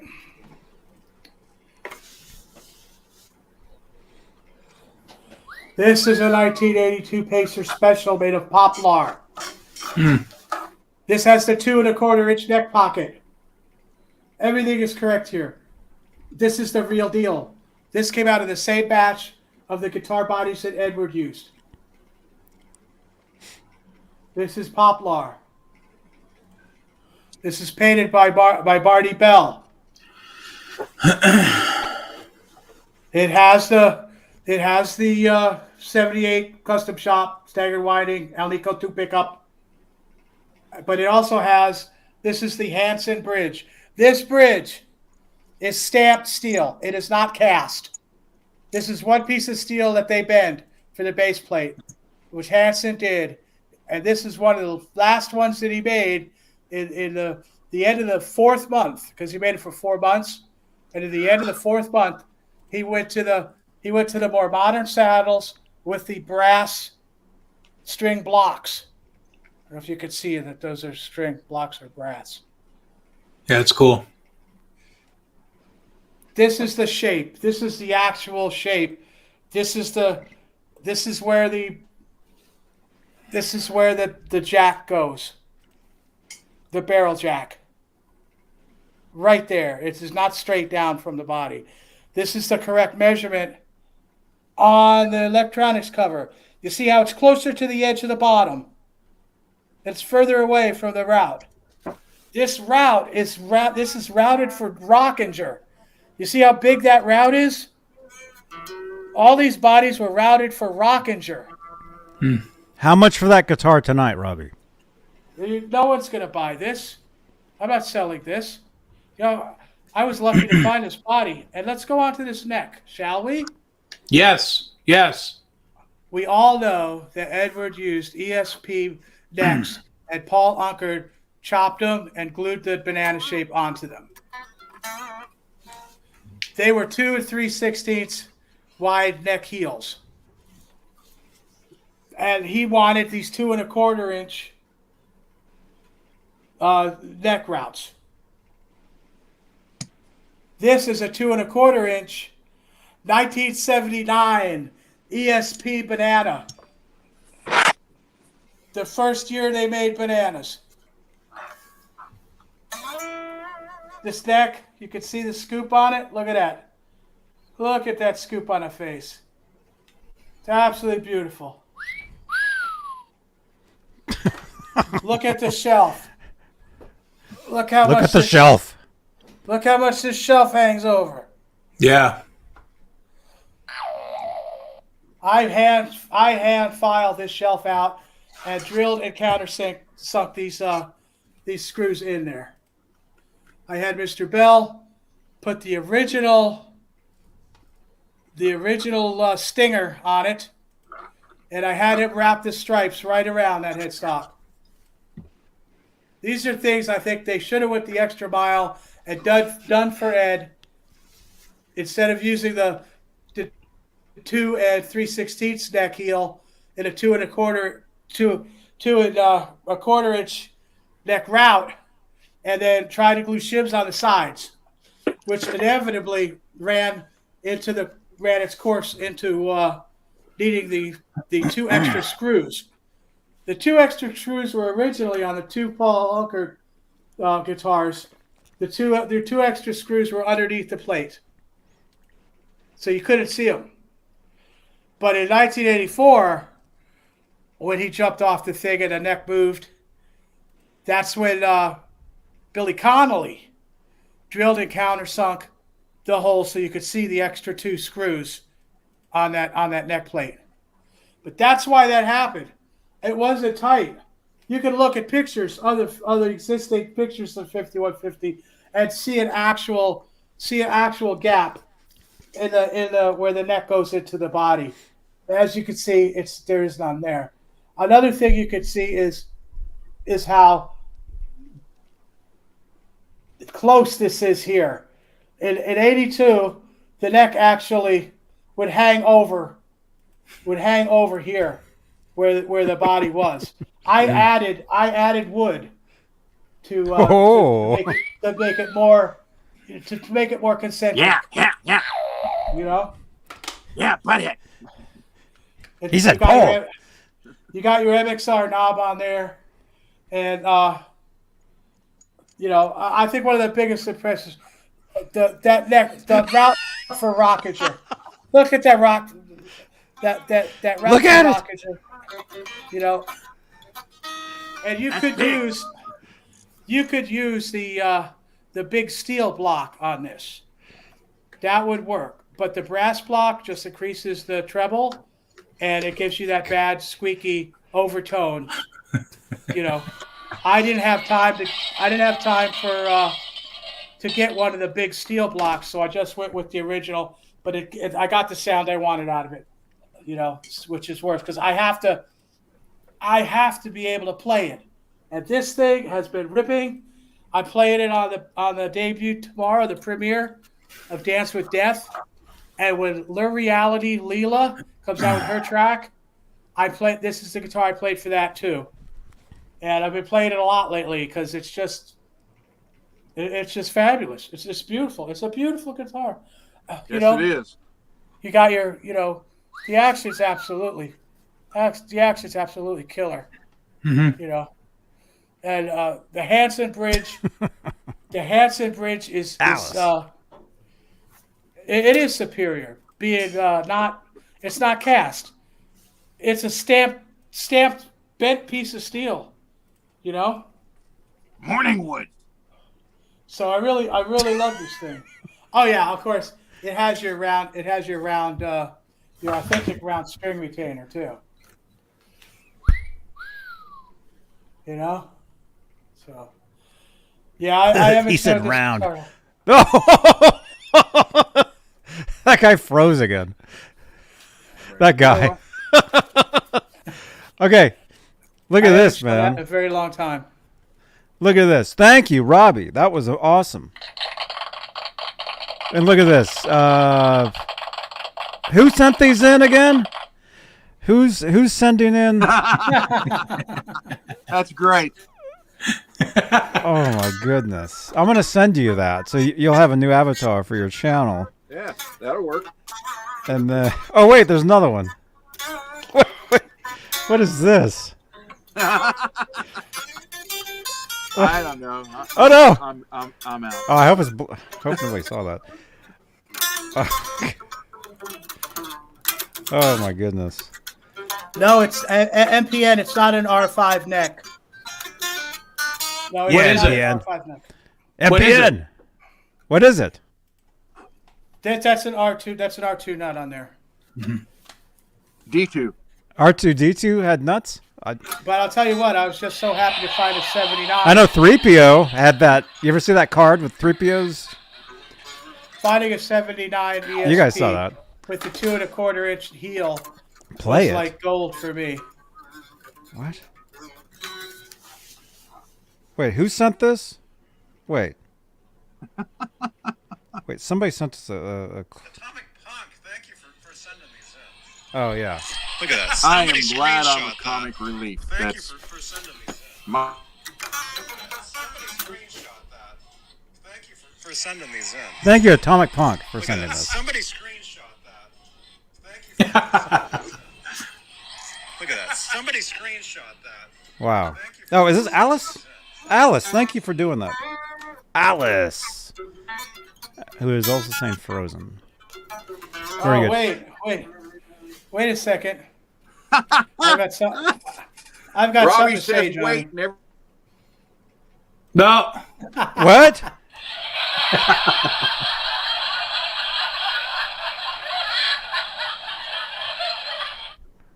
Oh my goodness. Okay. We got 4 minutes.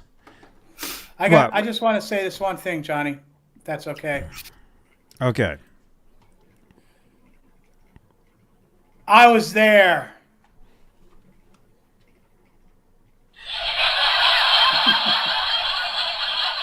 Yes. Where? Okay. All right. We got 83 entries. Let's do this. We got a few giveaways. We got a few minutes. Thank you everybody that hung around. You guys are awesome. And let's do this because I actually forgot to do this last night. Thank you to all our channel members. Thank you for your continued support for this channel and these shows. You guys are awesome. Channel membership. Become a channel. If you're watching this on YouTube, you're wondering why are these guys' names in green in the chat? Why are they getting the extra shout outs? It's because they're channel members. They're members. Those are the infected people. Well, yes. Okay, so let's do this. Let's share the screen. We'll do come on. Oh no, we might have to do a drum solo tonight. Oh, here we go. Share screen. I would have liked that. That guy just disappeared again. Okay, share. All right, we got 84 entries. Okay, we're going to spin a few times, right? We're going to spin the first time. We're going to spin for this. So the first winner gets the Heyday wireless speaker. Okay. We're going to spin what? A second time? And 40 grit. You've got, what was it? Guitar strings? You want to do the picks as one, and then we'll do the strings as one. So that's 2 spins. 3 spins. You want to split them all up? Wait. You mean 3 spins total. So this, and then one of those, and then another one of those. Yep. So yours, and then the 2 picks. Yes. And then the strings. Are you okay? I'm fine. My phone fell. What's going on over there? Oh no! I'll take this in. Wow, that's what an input jack sees. All right. Are you guys ready in the chat? You guys are ready? Is everybody entered? Is everybody? Okay, say something in the chat. Your last chance. We got 86 entries. 86 entries. Type a number. Say something. Whatever. Hurry before Ron disappears again. Oh my God. Type in help Ron get a MacBook. Yeah. Okay. So again, we're spinning for the speaker. Here we go. You guys ready? Okay. Giveaway winners. Here we go. Okay. So we're going to spin, and then you got to text. Whoever wins needs to text the phone number, which we'll be showing. Okay. All right. This is for the Bluetooth speaker. Here we go. Yeah, so Zim's guitar's on there. You know him? Kubrick Lover, 1972. Congratulations, Kubrick, man. Kubrick Lover, 1972. You win the Bluetooth speaker. Text me. That'll be Text a shining me. experience. Text me. 415-952-3263. You can do it via WhatsApp or just text, but you got to get my attention. Okay? You need to text me and tell me that, hey, I'm so-and-so. And maybe send me a screen cap of your account so I know it's really you. Maybe. So there you go. Kubrick Lover, that's you. Okay, that's okay. Kubrick Lover 1972 Bluetooth speaker. All right, there we go. And then we're going to spin another time. And again, what's that for, Mr. Grit? This will be for the 10 and the set of 73 millimeter EVH picks. All right, so we're spinning first for the 10 and then second for the regular pack. No, I'll do these together. Unless you want to do them together. separate. It don't matter to me. I don't care. Whatever you want to Oh. What do you guys think in the chat? You want to do them separate or you want to do it together? Do you guys want... They're probably in the all chat. In the chat, real quick. Press 1 if you want us to do them both as 1, or 2 if you want us to do 2 more spins. 1 or 2. Press now. Well, 1 or 2. It would actually be 3 because we still have the strings. Oh! Okay. I had 3. 1, 2, or 3. That doesn't make sense. No. Press numbers now. 2 more spins or 3 more spins? Do you want us to do 2 more spins? So press 2, or 3 more spins, press 3. You may have to do a poll, Johnny. 2 I spins know. or 3 spins. I know. Well, technically, if they're typing all these numbers in the chat, that actually helps the video. It's actually that's actually helping. It's spiking the chat rate, so that's actually good. And Ron's disappearing again, and Robbie. Okay, 2 or 3 in the chat. 2 or 3. Keep going. Keep going. I want to see that chat just out of control. 2 or 3. 2 or 3. Okay, I'm seeing 22. I see 51, 50. Lots of 3s. Lots of 3s. Okay. Did you get the text? Oh, Kubrick Lover, you're here.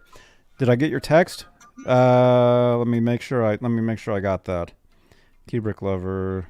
There you are. Kubrick Lover. Okay, that's you. Kubrick Lover, if that's really you, what's your area code? Tell me your area code in the chat right now. I'm just making sure, because who knows? Kubrick Lover in the chat. What's your area code? If I'll see it, I'll know it's you. But then you got to send me where. You got to tell me. Okay, that is you. Okay, yeah. Text me where to send. And all the way from Ohio, Ron Gunner. Again. All right, Kubrick Lover. Text me again. Text me where to send. I'll get that out Monday. All right, 3 more times. All right, so first is for guitar, the 10. Next is for the regular, and then third is for the Ernie Ball strings. All right, we got to share again somehow. There we go. All right. All right, this is for the 10. Here we go. 10. The winner of the EVH 10 picks is... Okay, we got to spin again because that's me. Well, I mean, I guess I could keep them. I could keep them. It's rigged. I actually, I'll tell you offline.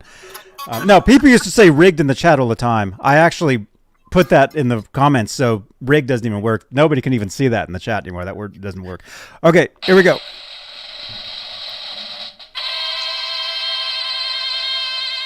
All right, here we go. The winner of the tin is Robbie Stingle. Wait a minute. What? He's too busy texting Lori. Let's draw again. Okay, the real winner, Joe B. Well, thanks for subscribing. No, you didn't win. I'm saying your name. Ryan Hall. Yeah. Yeah, cool. Ryan Hall. Right on, Ryan. Ryan Hall is the winner. Oh, wait. Okay, we're done. Ryan Hall, EVH 10 picks. What is going on?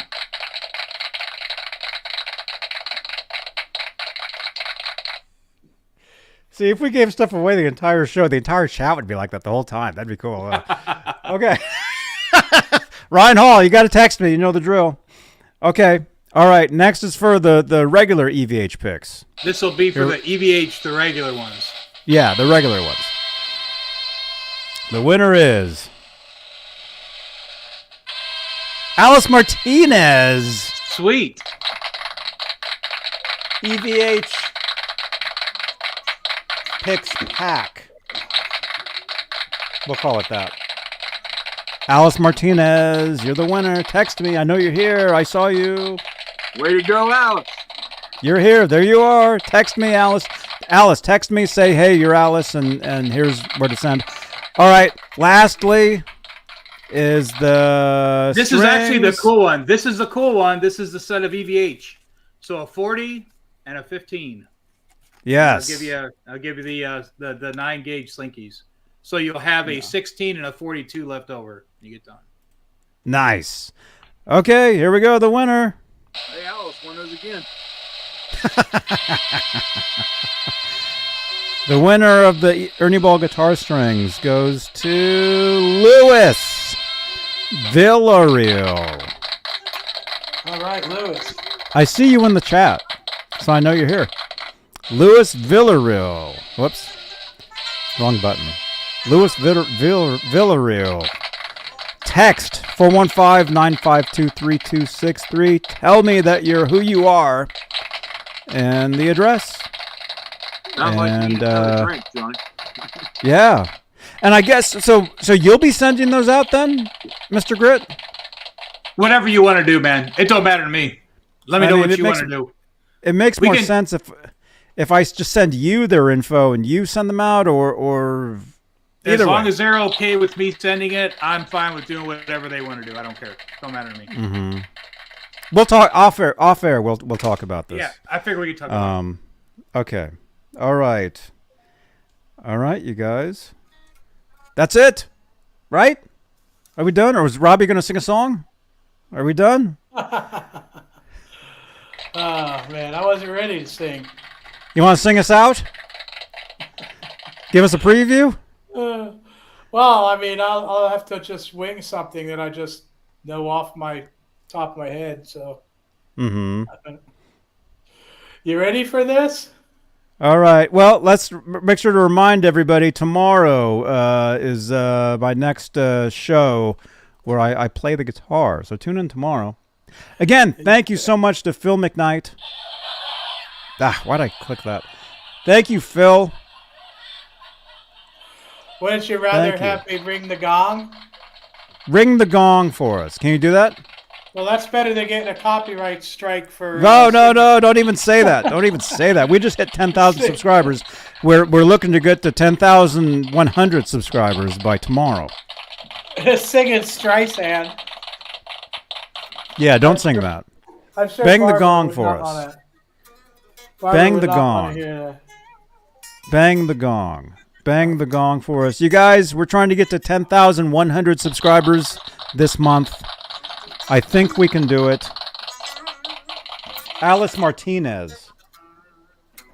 Alice, I'm reading your name because you won. Okay. All right. Johnny. We're ready. We're ready. We're at 10,046 current subscribers. We just need roughly 50 more-ish. It will be at 10,100. We can maybe do that by tomorrow at this rate. All right, Robbie's gonna ring the gong, and then we're gonna say goodnight. Here we go. Here we go. You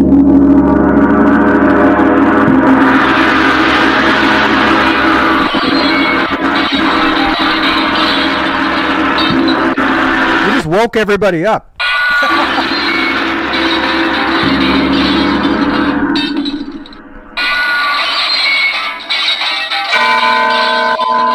Oh my goodness.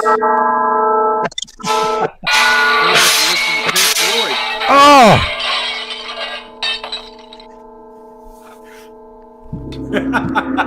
Got to tell you, you got headphones on. Oh yeah, rip headphone users like me.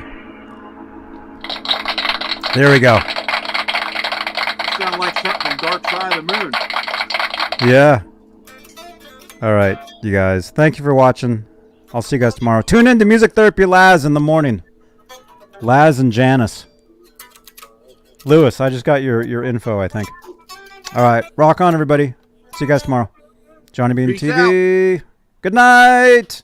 Good night. You're watching Johnny Beane TV. I'm Old England, the guy with the face on the live stream right now. Thank you so much. Oh, you're welcome. All right.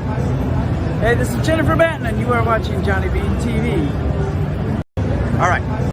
Sammy. What's up, dude? How you doing, man? I'm doing pretty good. Hi, you want to film? You can film all you want, man. Hey, what do you want me to tell you in that camera? Hey, happy birthday to you, man. Thanks. I'm Johnny Beane. I've met you a few times. Johnny Beane? Johnny Beane. Oh, yeah, hey, Johnny Beane. Sammy Hagar here, man. Congratulations. There you go. One or all. Hey, this is Billy Sheehan. You're watching Johnny Beane TV. Okay, ready? Ready. Hola, amigos. This is your bass player, Billy Sheehan. You're watching me right here on my dear friend, John. It went away. Oh, no. Johnny Beane.